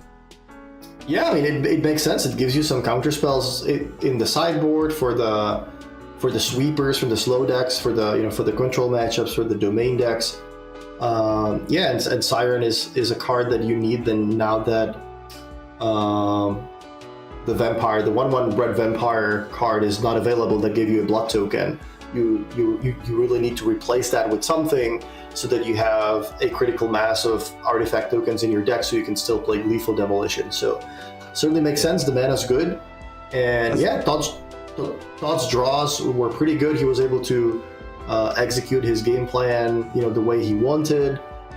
Whenever he kept a hand that needed a little bit of help, he was able to draw that resolute reinforcement in that one game with double case in hand. So things worked out pretty well for him. He also played really well. Congratulations to him. Commiserations to Nika, who is still going to be pretty happy with $750, and maybe his deck didn't really function the way he would have wanted in the finals. He drew a lot of those Heartfire heroes and Emberheart challengers, which are not all that great against the Convoke deck. Yeah, I think having that blue splash and Jessica now, the mana base you spoke about, then you said the mana is good. The mana is really good at the minute for that. You're able to just have that small blue splash, but still be able to hit it on turn number 1. And the Gruul aggro deck, it needs to have part A and part B. You can't have all part A or all part B. It's going to be a real hard time for you. And sometimes you just don't have the time to line them up together because the other deck's just going to go straight around you in this instance, in this Jeskai Convoke deck. So again, huge shout out to Todd walking away with the big money, 1,250 USD. Nico, because we started 5-0 and then went 5-1, does get the extra $100, 750. And then a bunch of other content creators whittling it down and get all those extra prizes. And because they're getting prizes, I think everybody at home should be in with a chance of getting prizes as well. You need to type the word beacon in chat. If you type the word beacon, you'll be in with a chance of winning today's sponsored microphone. If you really want to get to content creating or you just want a nice fancy microphone, then you need to enter it. But of course, North America only. If you are outside North America and you win, well, you need to find a way to get it from North America to your house. I can't ship it. I'm in the UK. I would if I could. I promise you all that. That is what it looks like. It's got like LEDs in it, so it makes it look fancier. Everyone knows that. That's just how it works. If you put flashy lights on things, it's going to be good. But type beacon, and we'll be picking that winner in about 2 minutes time, because we're going to have a little breakdown of Standard and what we think of it, because we've just seen a load of, we've just seen 4 rounds of it here on this channel, 6 rounds total on this tournament. Martin, what's your thoughts on the Standard meta now after you doing a little bit of commentary on it? I think it's wide open. There is a deck for everybody, whatever the type of strategy you enjoy playing, whether it's aggressive decks, whether it's something like Infect, whether it's a combo deck, you can play the Nissa Analyst deck, whether it's a control deck, you can play blue-white, whether it's mid-range, there's all kinds of mid-range decks in the format. So yeah, there's something for everyone, and I think it has a nice kind of rock paper scissors feel where everything beats something, but at the same time also loses to something else. So it's a little bit of playing with your sideboard, a little bit of trying to figure out what's going to happen next week. That was always the thing at standard GPs was people would react to last week's metagame. Like, oh wow, Todd won this big event with Convoke, and there was also this really fast aggressive red deck in the finals. So for next week, I'm going to build a deck that's going to have a lot of cheap removal spells, and I'm going to focus on that. But if everybody does that, then what's going to happen is that the domain deck is going to win, or some green-black mid-range deck is going to win, because those decks are going to go over the top of these decks that are going to try to beat the mid-range deck. So it's a thing of predicting the metagame and trying to figure out what exactly is going to happen, what can I afford to change in my sideboard, which deck is going to be best for the metagame next week. Sweet. Right. Last thought from you, my friend, is I want to know, what is your favorite card of the tournament? What is the MVP of all the matches that we've seen today? What's sticking out in your head as, oh, that's the card I just think that it just did so much work that over the course of today? The MVP is probably, in Thought's deck, it's got to be Gleeful Demolition, I think, because that allows for like the most busted draws. That's how you play that Night Around of Eos on turn 2. That's how you get a lot of your cards online. So I would say Gleeful Demolition. Okay, cool. That's it. That's the card of this tournament. We do have the graphic to see like how everybody and what they've won. So let's get that up on the screen one last time. This is the prizes, the breakdown, and more importantly, who won it. And you can see there Tandy at the top. But break this down for me, Martin. Yeah, so in the finals, the players essentially divided $2,000 between themselves. Todd Anderson was the winner of the finals match, so he gets to walk home with $1,250. Nico Boni, second place, $750. Still a lot of money for playing Magic for a couple hours. Oh yeah. And then we have a couple more players at 5 and 1. I'm not sure if it's just these two or if there's more, but everybody else who finishes 5 and 1 that wasn't in the finals also walks away with $600. And then everybody else at 4 and 2 wins 500 play points, 50 treasure chests, and a full set of the current set on Magic Online. Yeah, that's pretty cool. As you say, just playing a little bit of Magic on a Saturday, you'll take this every day of the week. But we've also got some more future events. The Creator Showdown happens every single month, and we mix that format up. So next month, I think we've got a slide for the announcement. It looks like next month is going to be on October 12th with a newcomer to Magic Online, Dual Commander. So if you're into Dual Commander, you do not want to miss this event. We're going to get again 64 of your favorite content creators battling out over 6 rounds of Magic action, double elimination until one of them wins himself 1,250 USD, which isn't bad, especially in Dual Commander. So it'll be pretty sick to see. Yeah, I'm curious to see what the viewership is going to look like, because Commander has been taking over the world. So if we have 1,000 people watching next week or whatever the next show is, I'm curious if we're ever going to see a standard Showdown again. If Commander is so much more popular. So yeah, it's going to be interesting seeing how many people are interested in watching that instead of just regular competitive 60 card decks. Like I'm going to go out on a limb here and correct me if I'm wrong. I'm going to say that you don't play too much Dual Commander. That's correct. I think it's a cool format, but I don't have a lot of Commander decks built. Completely in the blind, who would be your commander that you would build around if you had to play literally like in 5 minutes time? Pick a commander off your top. Legendary creature, just go. Mine's Ragavan. Yes, that was going to be my answer as well. Minds. But I'm gonna guess that Dual Commander is going to be more about comboing off. Oh, of course. And pulling some kind of a crazy combo off on turn 1 or 2, rather than attacking with aggressive red creatures. So I would probably not choose Ragavan. I would be looking for something that is part of a combo, or perhaps use Ragavan to enable something like Mox Amber and some legendary synergy, something along those lines. But I have absolutely no clue about the format.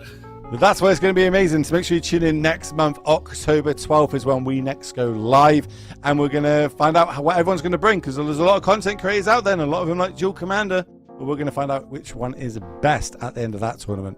And what we're going to do is I'm going to pick the winner of the Beacon giveaway, ladies and gentlemen. So if you haven't, you've got about literally 5 seconds to type the word Beacon in chat, one of today's sponsors.